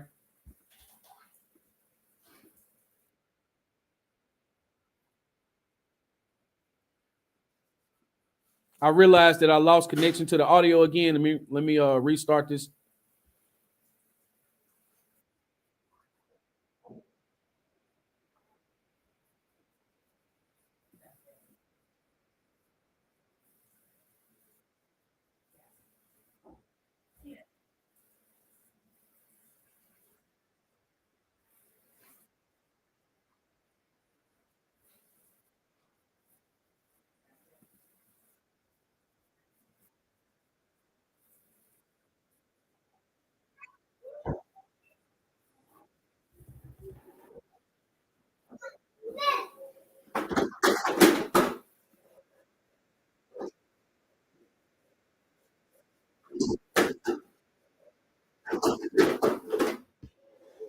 Y'all bear with me. I'm trying to get this audio back. It just seems to do this from time to time. I'm gonna refresh this tab again, and we'll cut this video into multiple pieces because it's kind of hard to break this stuff down. Uh, it's not something that I can actually speak to.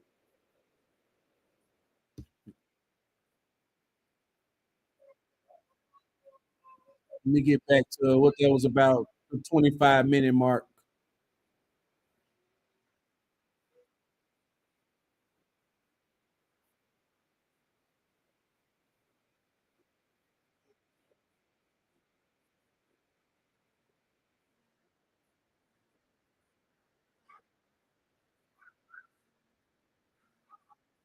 Yeah, refresh it.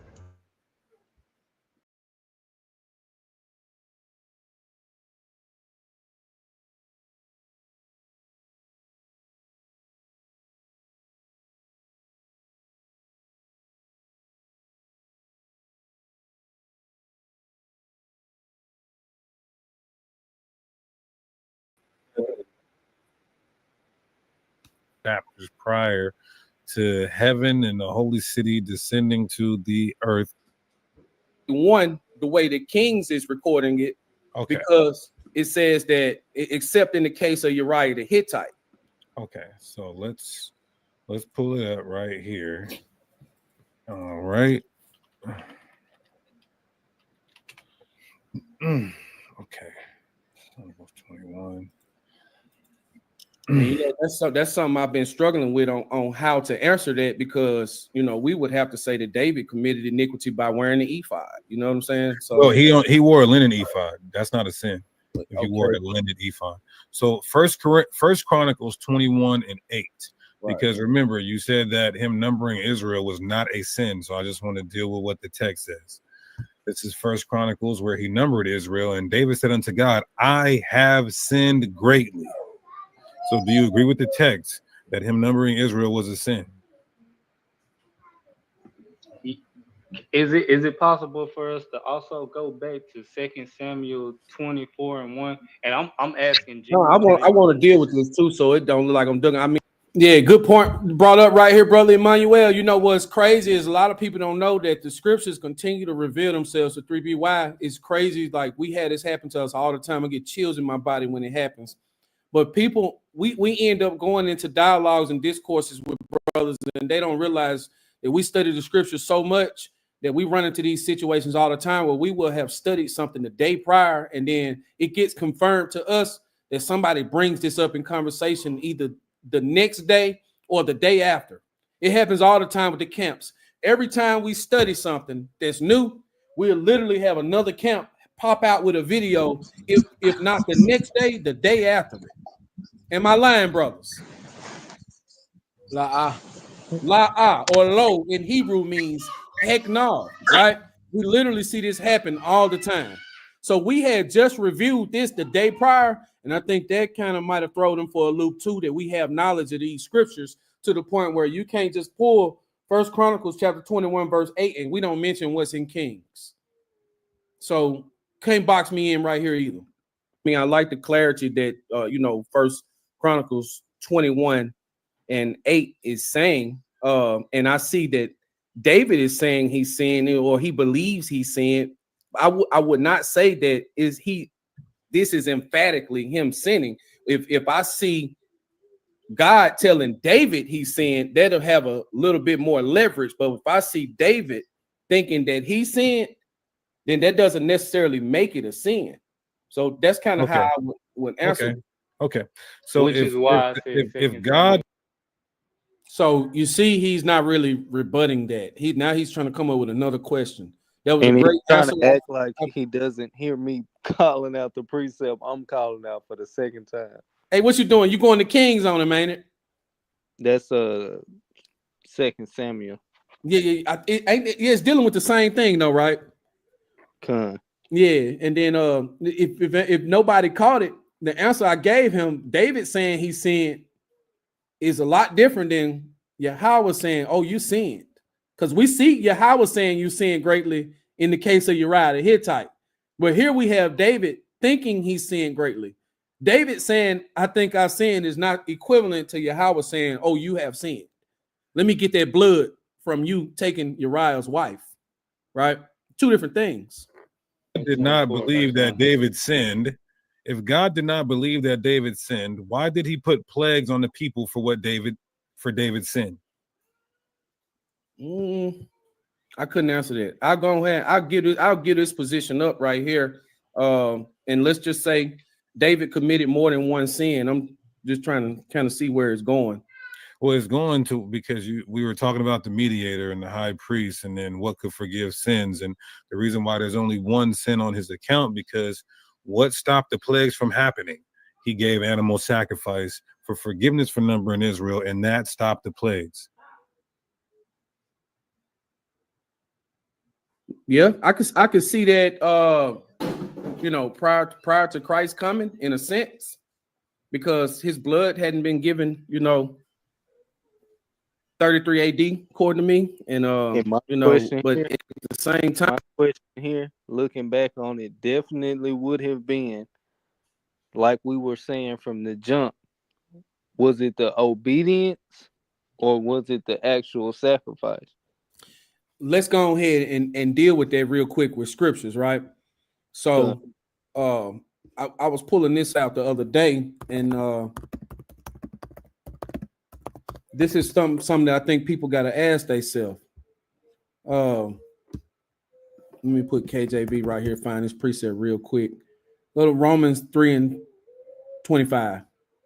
Romans 3 and 25 for the audience. I'll just put it in here. Romans 3, 25. Let's not let this go over our heads. So when we go and read this verse right here, this is the correct way to use Paul. So if we read Romans chapter 3, verse 25, I'll just pull the NLT. It says, "For God presented Jesus as a sacrifice for sin. People are made right with God when they believe that Jesus sacrificed his life, shedding his blood. This sacrifice shows that God was being fair when he held back and did not punish those who sinned in times past." So this is a very interesting precept, because if the blood of bulls and goats actually atoned for the Israelites in the past, why does his sacrifice on the cross have to go back and retrospectively cover sins that are in the past if the blood of bulls and goats did it for them? You get what I'm saying?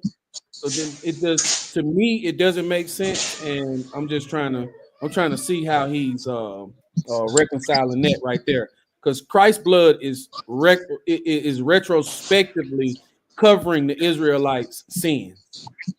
So it's going back and grabbing sins that are in the past, and that's why I bring another precept out and we get back to it. We almost at the 2-hour mark. We can pick up another time, but I go to Hebrews chapter 10, and I think it's verse 20.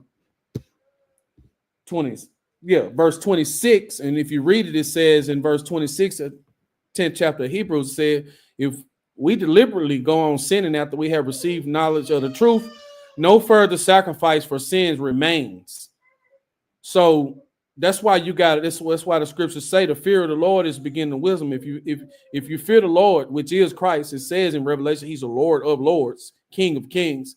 If you fear Christ and you keep his commandments, according to Ecclesiastes, then that brings the understanding that if you continue to sin willfully, which means going forward in the future, that the sacrifices that he gave for sins that are past no longer applies, because you're teaching what Romans chapter 3 is going against.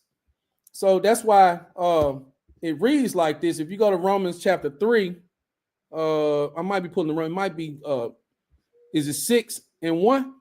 Let me go 6 and 1. Go to Romans 6 and 1 real quick. All right, it says, what then shall we say? Shall we continue in sin so that grace may increase? Verse 2, Paul's advice, certainly not. How can we who died to sin live in it any longer? That's why Christ said, if you love me, keep my commandments. And you know, a lot of people break that down by trying to draw a separation between the commandments Christ gave in the New Testament and the commandments Christ gave in the Old. But if you understand our position, we're saying that was Christ that gave us the commandments, if Christ is the physical manifestation of Yahweh. So that throws that doctrine out the window. Back to the video.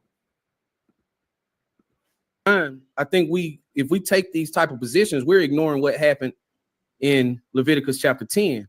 So like I said, that sin offering in Leviticus 10 was never consumed properly, and it pleased Moses.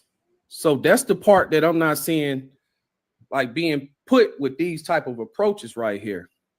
And I'm willing to say that, you know, if we want to use this to say David sinned, I'm okay with that, because it's not really taking away the position that we have. So it's like I said, I openly admitted that this is something that I'm looking at on how to answer on how many times David sinned, because me and you, we both know that when you read, I believe it's in Chronicles, not Chronicles, but in Kings, it said David committed one iniquity.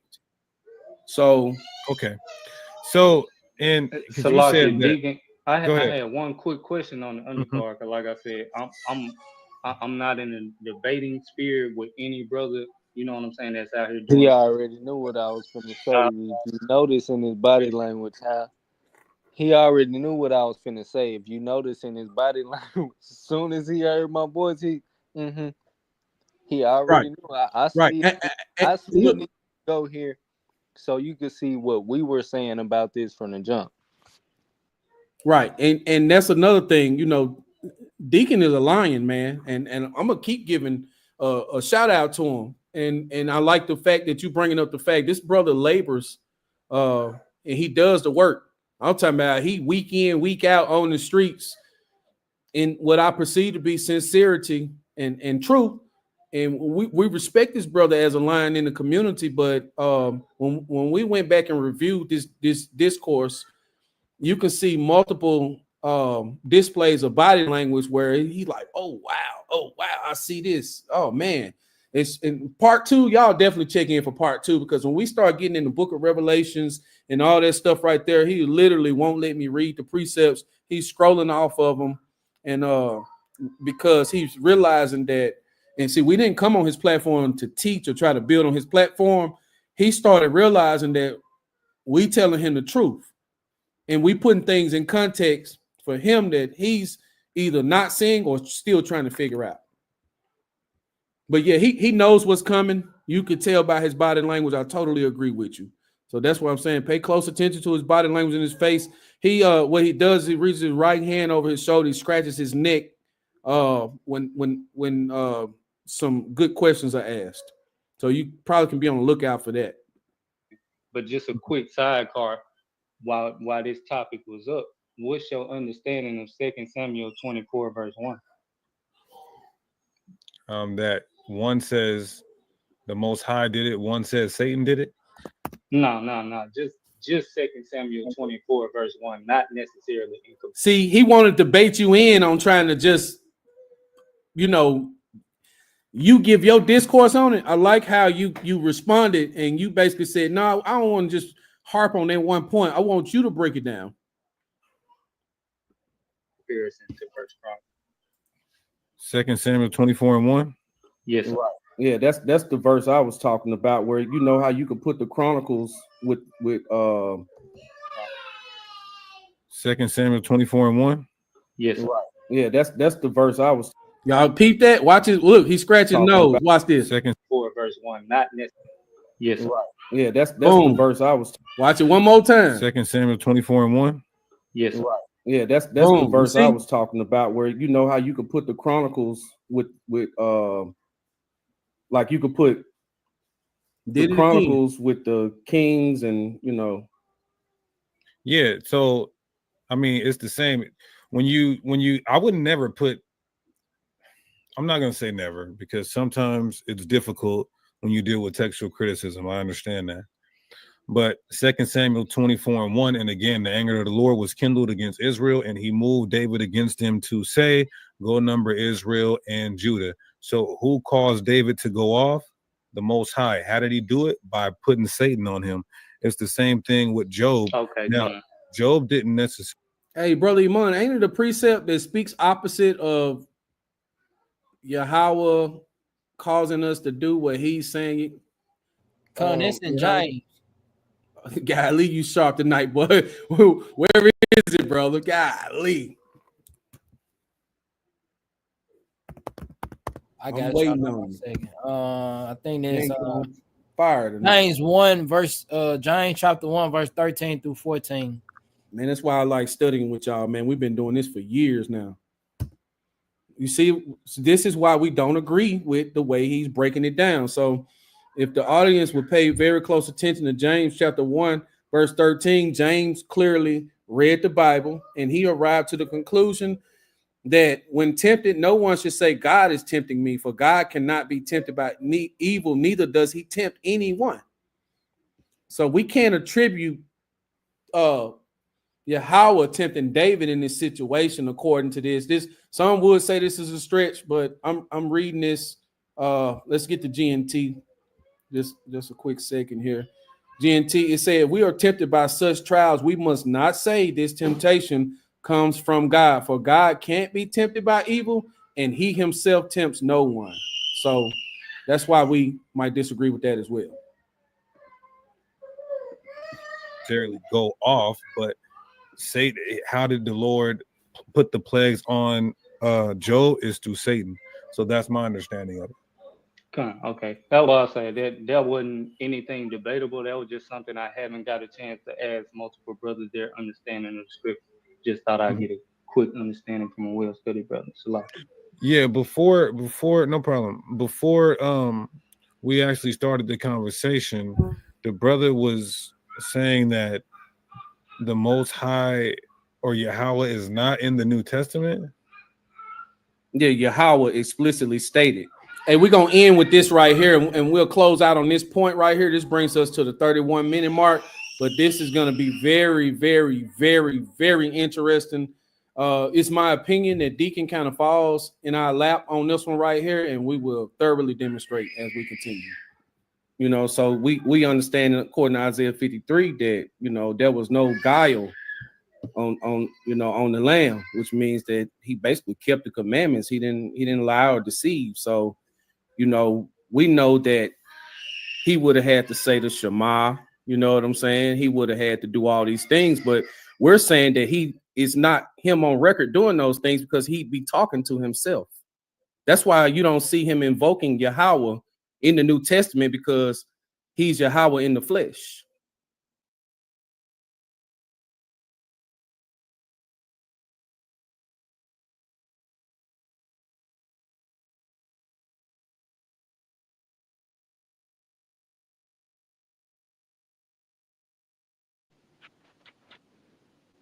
So when the voice says, "This is my beloved son in whom I am well pleased," who is that?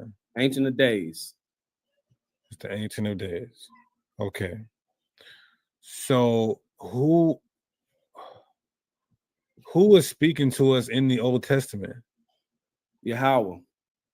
Christ. Christ in the spiritual manifestation. That's why I said. That's why he told he said, David called me Lord. Then how am I his son? Son in whom I am well pleased. Who is that? Like, so yeah, I think this is well,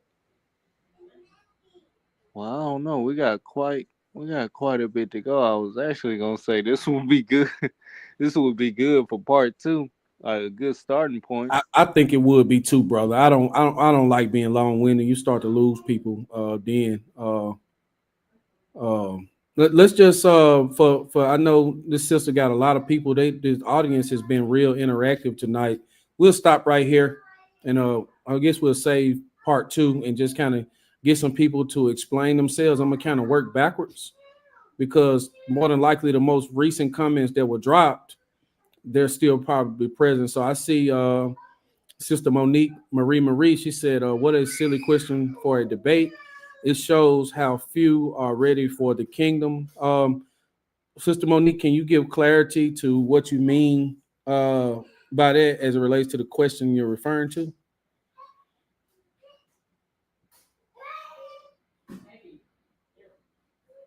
Who made the question? Who introduced the question that is kind of silly for a debate? That'll be a good starting point. Sister Monique Marie, if you're still there. She introduced Matthew 16 and 17. It says, Jesus replied, "Blessed are you, Simon, son of Jonah, for this was not revealed to you by flesh and blood, but by my Father in heaven." Okay, so I don't see her typing anything else. I don't know if she did a drive-by or something like that, but that was at 11:25 and 11:27. Let's go to 1968 has no problem speaking. I've been seeing this handle for a minute now, associated with the Lions Den. Says you cannot use Jesus, Elijah, or Moses in the same sentence with the name Yahweh is blasphemy.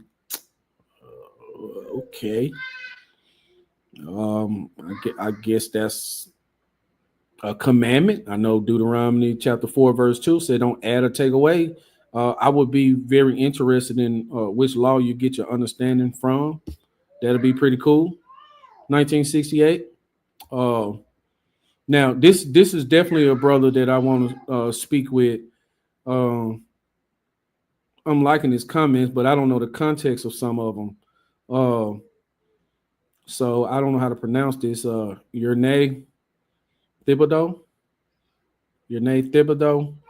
I don't know if you still there, brother, but he got one comment and he said he was a spiritual mediator. He was the one talking to them. I can tell what you mean by that. That's Christ, because he definitely was in spiritual form then. It says whenever the Most High came, he came in a cloud. He's also coming back with the cloud. Especially if you perceive Yahweh to be the Most High, we're saying Christ is Yahweh. That's real interesting right there. I'll drop a gem on you guys right here. I actually have a lesson on the water, the rain, and the cloud. And I'm going to drop a gem on y'all right now. So when we read Revelation chapter 1, verse 7, which speaks to how Christ is going to come, that's the verse that says, he cometh with clouds, and those who pierced him will see him again. You got so many precepts that speak to Yahweh, which is Christ, coming in a cloud or referencing rain. I'm just going to run through the gamut real quick and show you that I agree with you in a lot of ways. So let me just get Genesis. What is that? Chapter 8? No, Genesis 49. Let's start at Genesis 49 real quick. I'm gonna do Blue Letter Bible. All right, let me share my tab. We'll go to Genesis 49. I think that's verse 10. let's follow this water in the scriptures, man. I think it's something that people look over a lot. So when you go to Genesis 49 and 10, we know that Shiloh is messianic for Christ. All right, so if we come down here and we find the Shiloh, there it is right there. You say, see, it's an epithet of the Messiah, Shiloh. So we know Shiloh is associated with Christ. And this verse actually proves itself because it says, unto him shall the gathering of the people be. It says it right there. Right now, what's interesting is Shiloh starts to clarify itself when you go to, I believe it's Isaiah chapter 8. All right, we go to Isaiah chapter 8. You go to Isaiah chapter 8 when you see him speaking to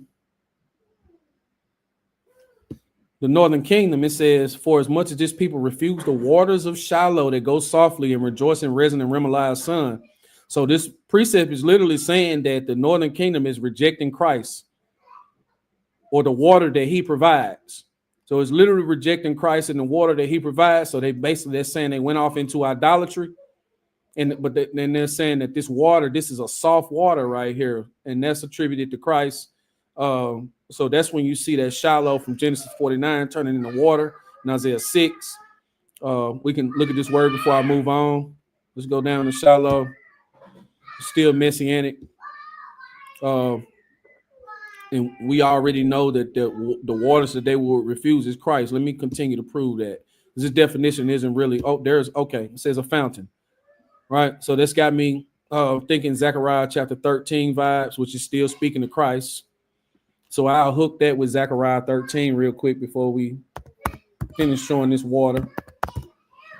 Zechariah 13, verse 1, it says, in that day, there shall be a fountain opened up to the house of David and to the inhabitants of Jerusalem for sin and uncleanness. This is basically saying that fountain got opened up when Christ gave up the ghost and resurrected. So when Christ came and gave up his life, that made it possible for this fountain to be opened up. That's what opens up the rest of these prophecies. This has to happen before we get Revelation 1 and 7. Now let's back up a little bit. You see this water all through the scriptures, but I'm gonna show y'all something that y'all can roll with. I know this is going to be new for a majority of the audience. So let's go to the book of Numbers. And this is how we know that Christ was in the cloud. So if we come to the cloud, go to Numbers chapter 9, verse 19. This is very powerful information right here. We know Christ is coming with the cloud, and I'm going to pull some more prophecies to prove that. But when you go to this cloud right here, and you hit it, look what this says right here. So it says, a cloud as covering the sky, i.e. the nimbus or the thunder cloud. So if I type in a nimbus cloud, right, this is a rain cloud. So it says a nimbostratus cloud is a multi-level, amorphous, nearly uniform, and often dark gray cloud that usually produces continuous rain, right? So that's Christ. That's why the demonstration of cloud is used throughout the Exodus story and the book of Numbers, right? And that's why he says a fountain is going to be opened up. That's why it says they refuse the waters of Shiloh. That's why it says he's coming with clouds, right? That's why when you go and read the book of Daniel, I believe it's chapter 9, right? When you come down here, this is where a lot of camps go wrong because they break this down with Titus and those Romans, right? So this flood right here that Daniel 9 prophecy ends with says the end thereof should be with a flood. This flood is Christ. You got to put, Christ said he's the Alpha and the Omega. He didn't say any Romans were the Alpha and the Omega. But this is speaking to the end, which is the Omega, right? And, you know, this is still on the context of Christ because it says, after 62 weeks shall Messiah be cut off. So this is in the midst of this last week of this 490-year prophecy in Daniel. It says, but not but for himself and the people of the prince. Well, let's deal with that, but not for himself. We just read in Zechariah 13 that a fountain would be opened up. All right. This is how you link these together. It says, and the people of the prince that shall come shall destroy the city and the sanctuary. We don't deny that Titus and all those Roman generals that appointed him did these things. But what we're seeing the error in a lot of camps is when they come right here, they go and prove that a flood can be related to other nations and other armies. And they stop right there and they say, well, Daniel chapter 9, verse 26, or the whole essence of Daniel 9's prophecy has been fulfilled.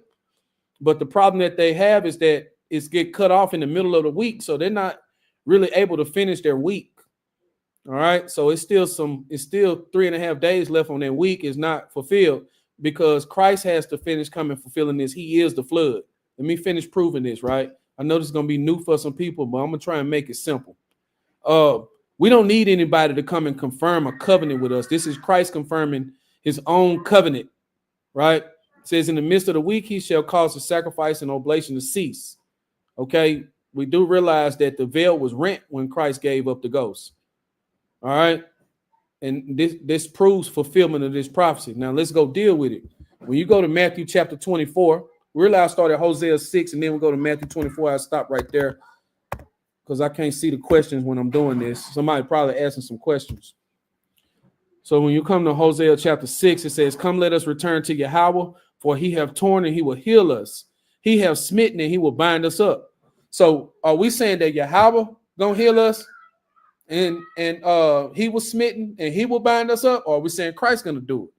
Because right here in Hosea 6 and 2, it says, after 2 days, Yahweh will revive us, and the third day he will raise us up, and we shall live in his sight. We're going to be in Christ's sight.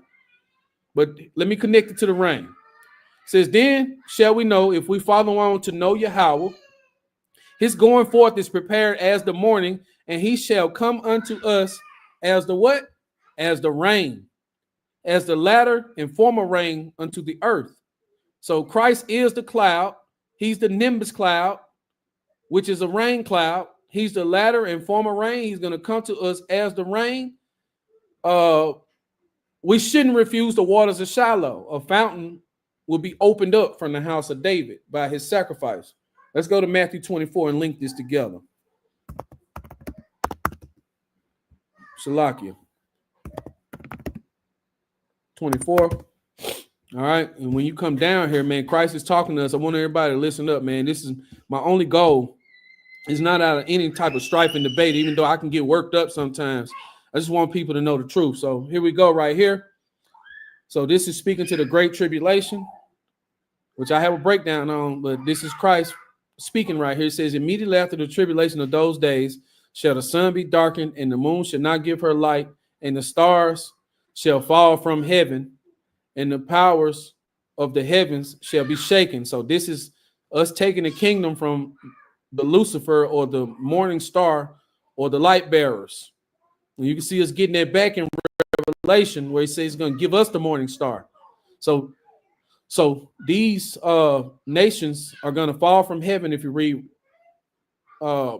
Revelation chapter Isaiah 14, where Babylon is falling, you started reading at verse 14 to get the context that I'm understanding, where it says that his pomp has brought him to the grave, and a couple of verses down and say he's gonna leave heaven and go straight to hell, which is his condition, because Christ is back. Let's stick with the rain though. It says, and then shall appear the sign of the Son of Man in heaven, and then shall all the tribes of the earth mourn, and they shall see the Son of Man coming in the clouds of heaven with power and great glory. That wasn't the verse I was looking for, but it's still on topic. That's crazy. I came here. I wasn't even looking for that. That is nuts. There we go. Right. So this links us up to this rain again. So it says, but of that day and hour knoweth no man. Still on topic. It's talking about the Ancient of Days. We just got through reading in Hosea. We have a day that we can see Christ coming back, but we don't know the hour Christ is coming back. What we don't know about the Ancient of Days is the day or the hour. It says, no, not the angels of heaven, but my Father only. So Christ don't even know. It says, but as the days of Noah were, so shall also the coming of the Son of Man be. Remember, we just read in Hosea, it said he'll be the latter rain as in the former rain. Matthew 24, verse 38, it says, "For as in the days that were before the flood, they were eating and drinking and marrying and giving in marriage." They're going in idolatry, right? And you could get actual partying and folks basically partaking in Babylon's sins and clubbing and reviling and all that stuff, right? But basically, the Israelites are going to be going in and out of marriage with other gods, Christianity, Islam, and all these other things. It says until the day that Noah entered into the ark. So he's likening the end time of him coming with a flood in the same instance of Genesis chapter 6, where it says, "And their days were 120 years." That's what this is talking about. Okay, so up until that time, up until the time the flood came with Noah, they was acting like everything was all good. The flood came and caught them by storm. That's because we have the day. Brother like me gonna be telling people, "Hey, y'all, we in the third day." They're spoken of in Hosea, but I got y'all this far, but we don't know the hour. And that flood's gonna take you by storm. Verse 24 and 30, chapter 24, verse 39, "And knew not until the flood came and took them all away, so shall also the coming of the Son of Man be." And I'll stop right there. I could really get real deep into this water, but Christ is the water. He's the latter rain. He's the end flood in the Daniel chapter 9 prophecies. A lot. Hey, yeah, I think we got a whole video worth just on that topic right there for sure. I wouldn't want to give them too much, and then as well, we got a precept that been coming up that I've been wanting to get to,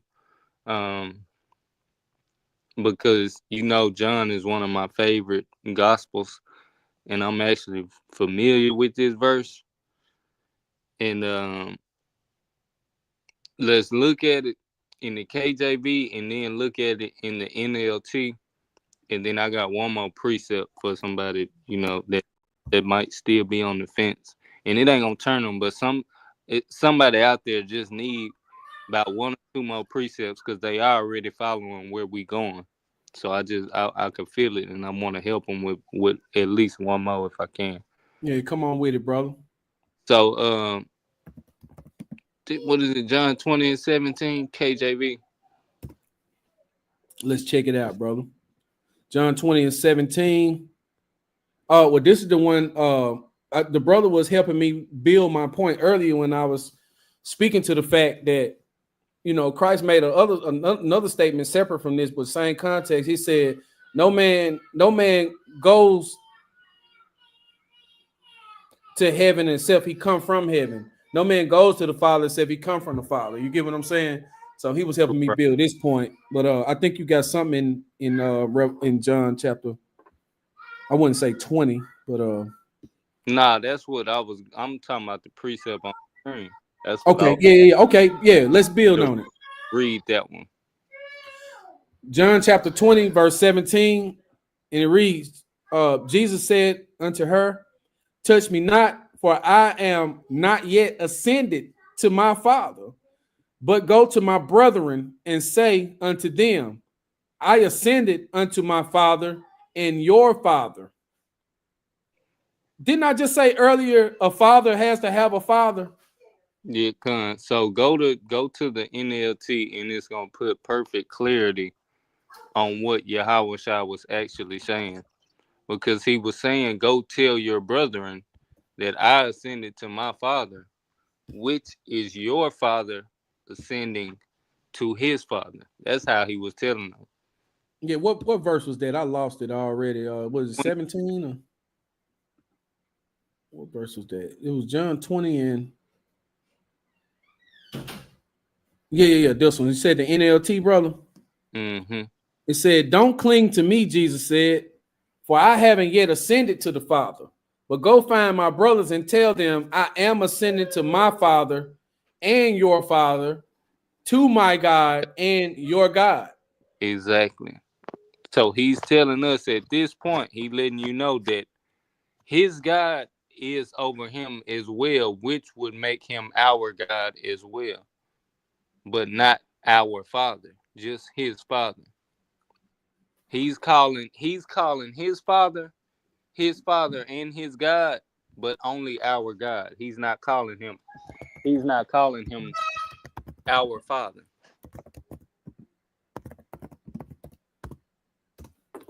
Right.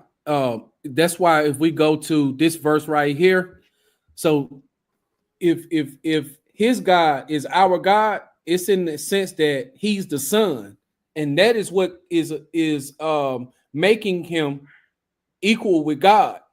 So if we read this builds on that point. We read the NLT, it says, so the Jewish leaders tried all the harder to find a way to kill him, for he not only broke the Shabbat, but he called God his father, thereby making himself equal with God. So when he called God his direct father, they knew that that was a position that was equated with being God to what was the word that was in that Elion in the beginning? Was it matriarchs or no, it was you remember the word that was right there?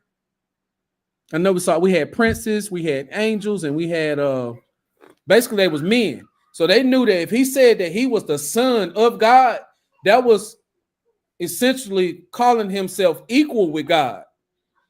It's right here on the screen for people to look at. And what they did was when he said this, they wanted to kill him.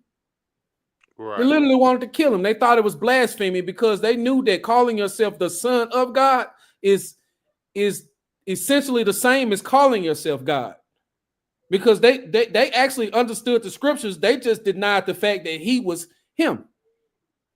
They didn't understand the fact that Christ was the Son of God. They knew that somebody had to fill this position, but they were saying it wasn't him. Right. And which is why Yahweh told us that we would be calling that, or that child would be called Emmanuel, which means God is with us. Yep, and I'm gonna bring this out too. This is how we're gonna end on this, right? And we'll start back up. Man, I really love this verse. I'm gonna do 6 and 11. I know we at our time now for sure, but this is a verse that you don't see get pulled out in a parallel type form right here. We'll read about 5 of them. This is Philippians chapter 2, verse 6. It says, though he was God, he did not think of equality with God as something to cling to. So let's get it in even better context. It says, who existing in the form of God as the Son, we just read about it in John 5, did not consider equality with God something to be grasped. So that's what we're getting combated with in the community, because the scriptures say, if you want to call Philippians scripture, it says that that's not something people are going to be able to grasp. Yeah. They're not going to be able to figure it out. You remember I told you through the Spirit somebody needed like another precept or two. This may not even be the person. This is one of the precepts I was gonna pull out. Somebody named Jeshurun just pulled out. Jeshurun just pulled out Revelation 1 and 7. And I'm going to parallel that with Zechariah 12 and 10. Because Zechariah 12 and 10. There won't be no rain. No, that's not 12 and 10. Let me get it real quick.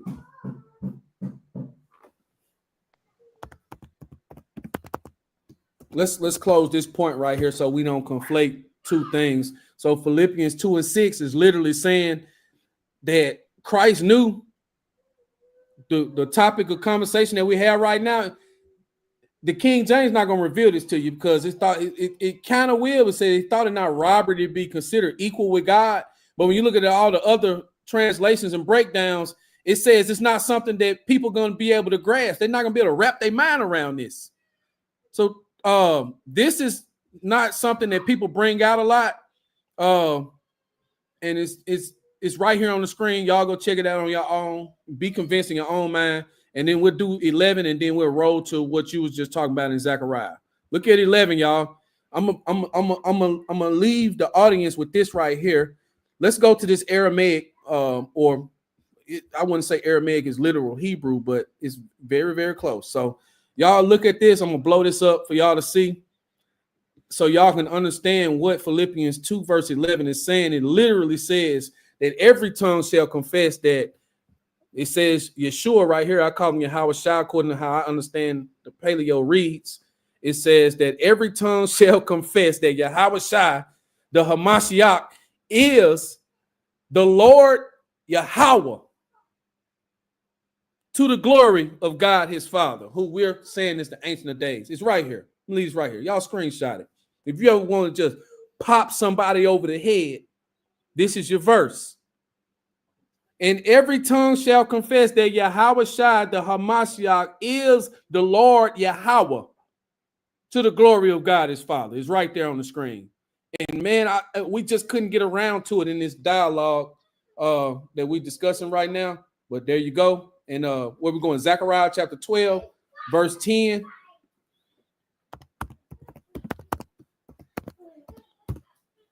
All right. Let's get the any particular translation you want, brother?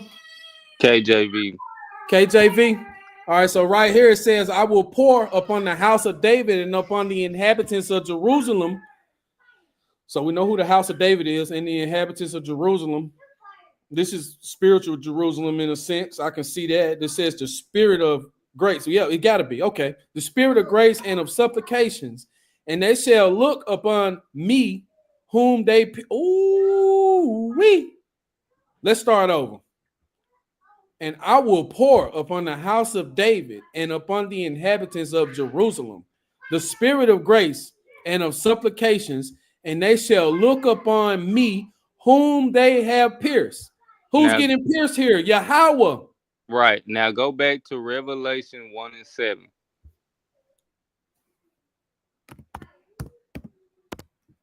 They're going to see who they pierced. King James, behold, he cometh with clouds, and every eye shall see him, and they also which pierced him, and and all kindreds of the earth shall wail because of him. Even so, amen. That's a burner, man. That's Zechariah 12 and 10. Good night, man. So anybody who still have questions on whether or not that person who was pierced isn't Yahweh, there is perfect clarity right there. It's on the screen, y'all. This context in Zechariah 12 cannot be separated from Yahweh. And look, we're going to finish reading. I don't think we read the whole thing. It says, and I will pour upon the house of David and upon the inhabitants of Jerusalem the spirit of grace and of supplications. And they shall look upon me whom they have pierced, and they shall mourn for him as one mourneth for his only son. He's calling himself the son too. And shall be in bitterness for him as one that is in bitterness for his firstborn. We close the book, guys. And I'm saying this from a position of humility. Man, we don't know everything, but we letting these scriptures do their own job. Yep, Christ. Tyrone said, I'm the stone the builders rejected. We got another precept. It literally says, let me pull it up.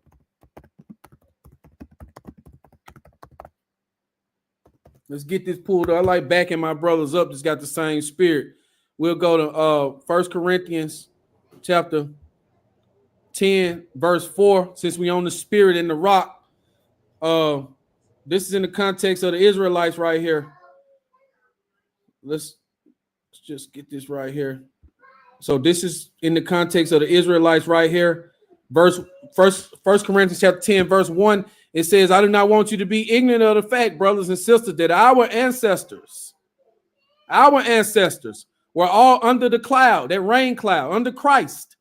And they all passed through the sea, which represents turmoil. That's why we went through the Red Sea or the Sea of Reeds, because it symbolizes what we was going to go through. The sea represents turmoil and punishment and bad times when you actually dig into that. Right? Verse 2, it says, and we're all baptized unto Moses in the cloud and in the sea. All right. It says they all ate the same spiritual food. Verse 4 is the point. It says, and drank the same spiritual water, for they drank from the spiritual rock that traveled with them, and that rock was Christ. That rock was Christ.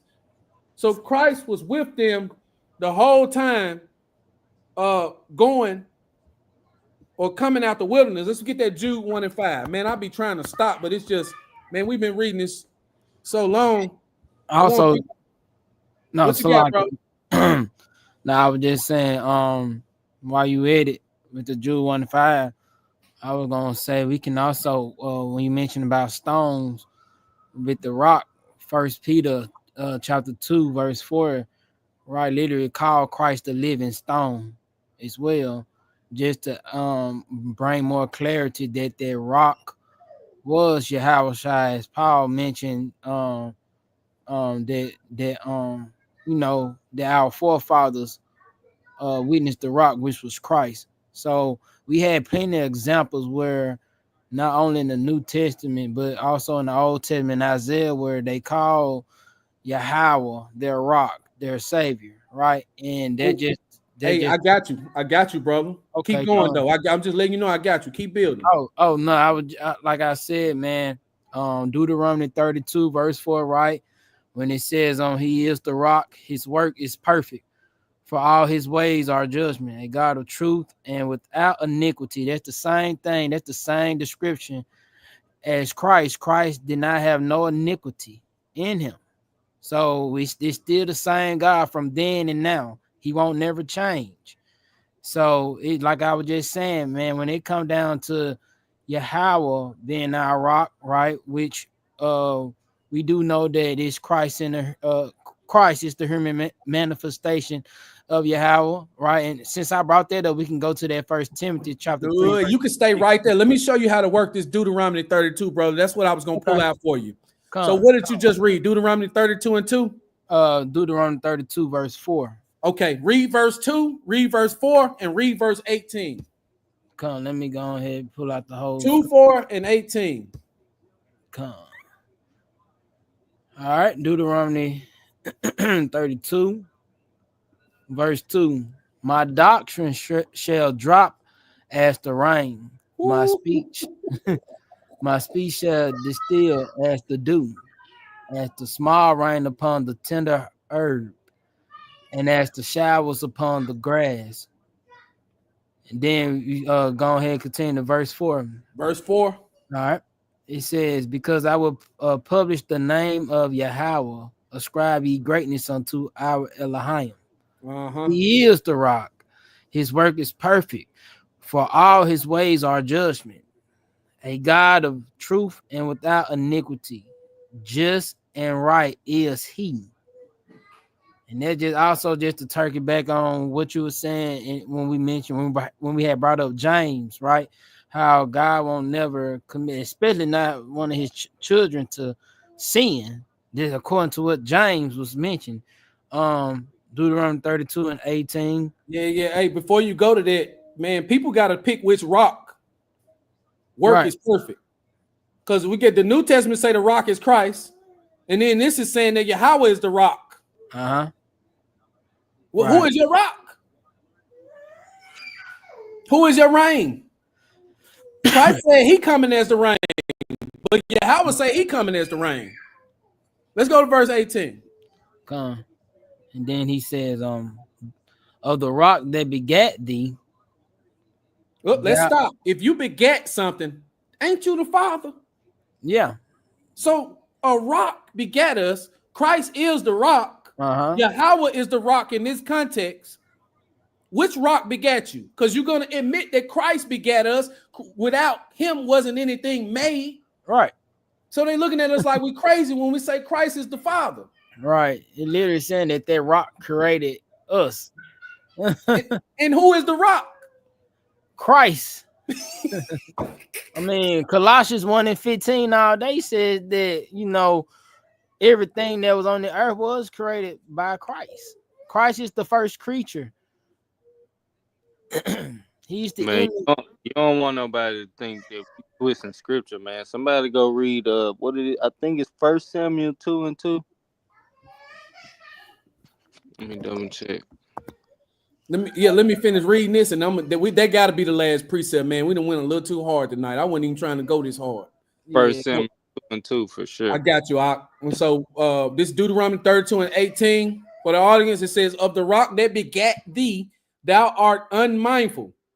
Right, and this is prophecy right here. It says you're gonna forget what rock begat you.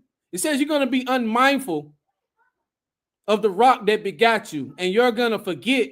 And by the way, it's calling this rock God, and has forgotten God that what formed thee, that begat thee and formed thee. Says you're gonna be unmindful of this rock and forget it. Hope y'all keeping up, right? There you go. So, and then we're his sons and daughters in the next verse. You said 1 Samuel chapter, what was that? First Samuel chapter 2, verse 2, I believe. There you said right, brother, man. Done.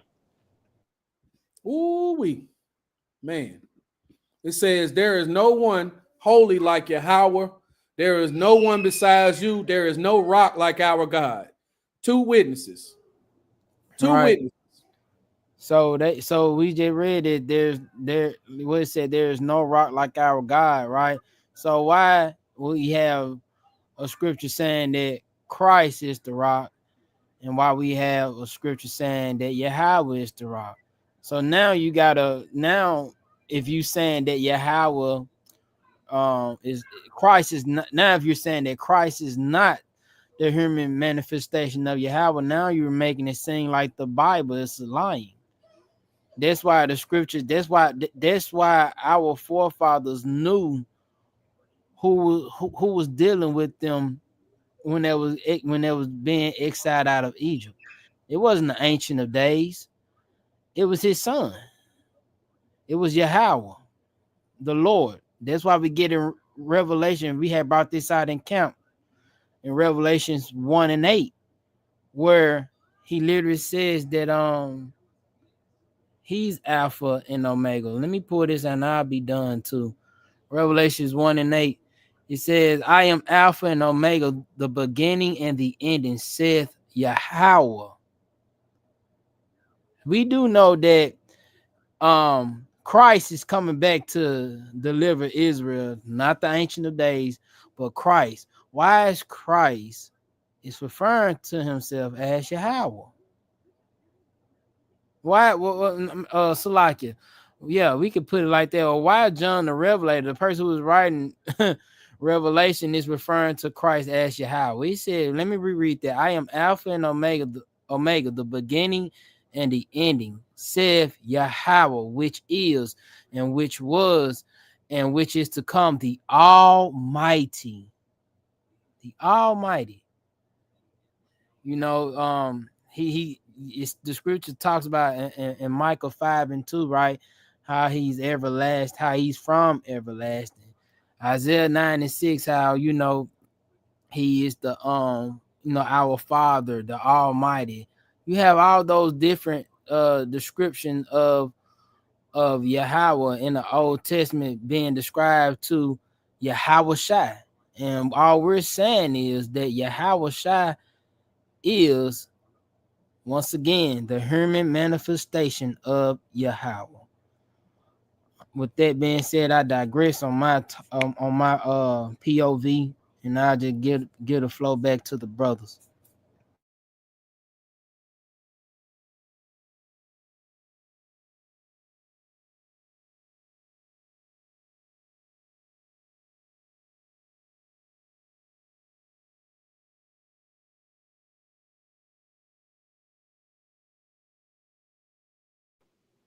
Your mic muted, Kara. Yeah, I'm gonna end with Sirach 39 and 1. We stopped at the 31-minute 40-second mark on that video, and I guess we'll schedule another time through Sister Karima where we can come back and finish breaking this dialogue down, in sincerity and truth. And with that being said, Sirach chapter 39, verse 1, but he that giveth his mind to the law of the Most High and is occupied in the meditation thereof will seek out the wisdom of all the ancients and be occupied in prophecies. That's all we doing. This is where the wisdom gonna come from when you seek the law and look at the prophecies in it. That's all we doing. We using prophecy to prove our position. So Shalom Yasharala, Kwam Yasharala, Call Halal Yahweh. Hashem Hamashiach. In the name of Hamashiach. All praises to Yahweh in the name of Hamashiach, which is his name is Yahweh. Shalom, brothers and sisters, and we'll end with that. Psalm 133, brother dwelling together in unity. I love it. That's it, Sister Karima. If you'll take us out of here. We went 30 minutes over time. Yeah, Brother Tyrone, you know, Yahweh literally means behold. Now it means nail behold, hand behold. Yahweh literally means that Yahweh will be crucified.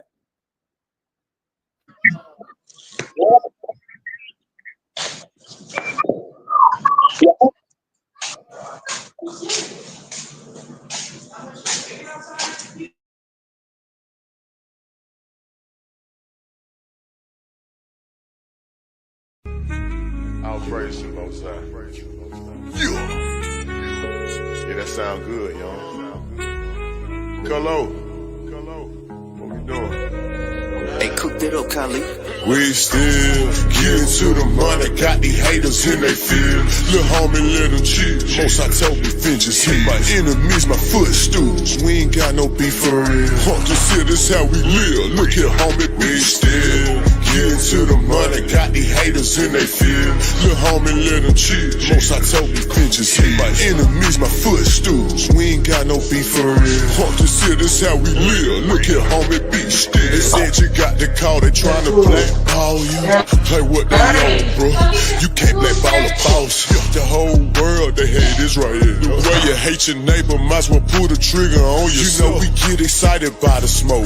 Every day we casting flesh. Say my treasure stored in heaven, we gon' blow the rest. They disrespecting and we check the bank that causing kept it still. They asking others about my business, but I ain't got no instant miss. See, I still deal with ops direct, cause your person don't mean you respect. Your outlet don't get no credit if the ox ain't in it.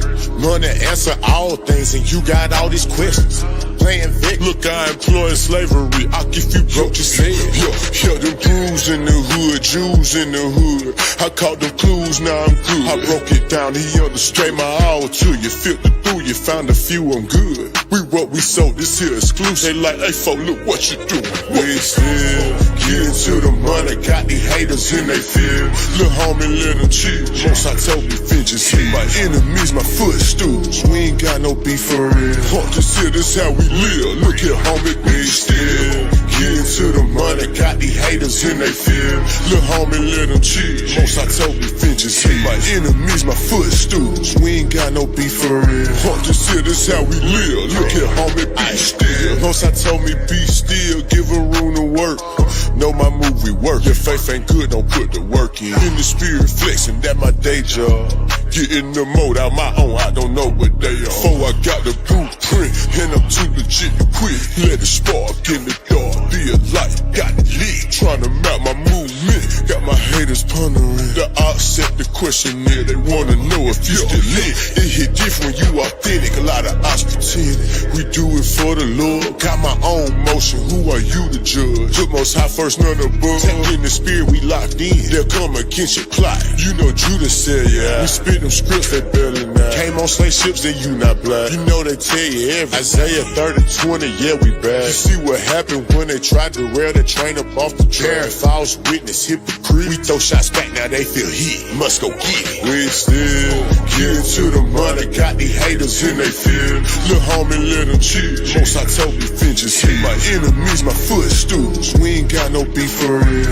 Just here, this how we live. Look here, homie, we still getting to the money, got these haters in they field. Lil' homie, let them chill. Most I told me vengeance hit my enemies, my footstools. We ain't got no beef for real. Just here, this how we live. Look here, homie, be still.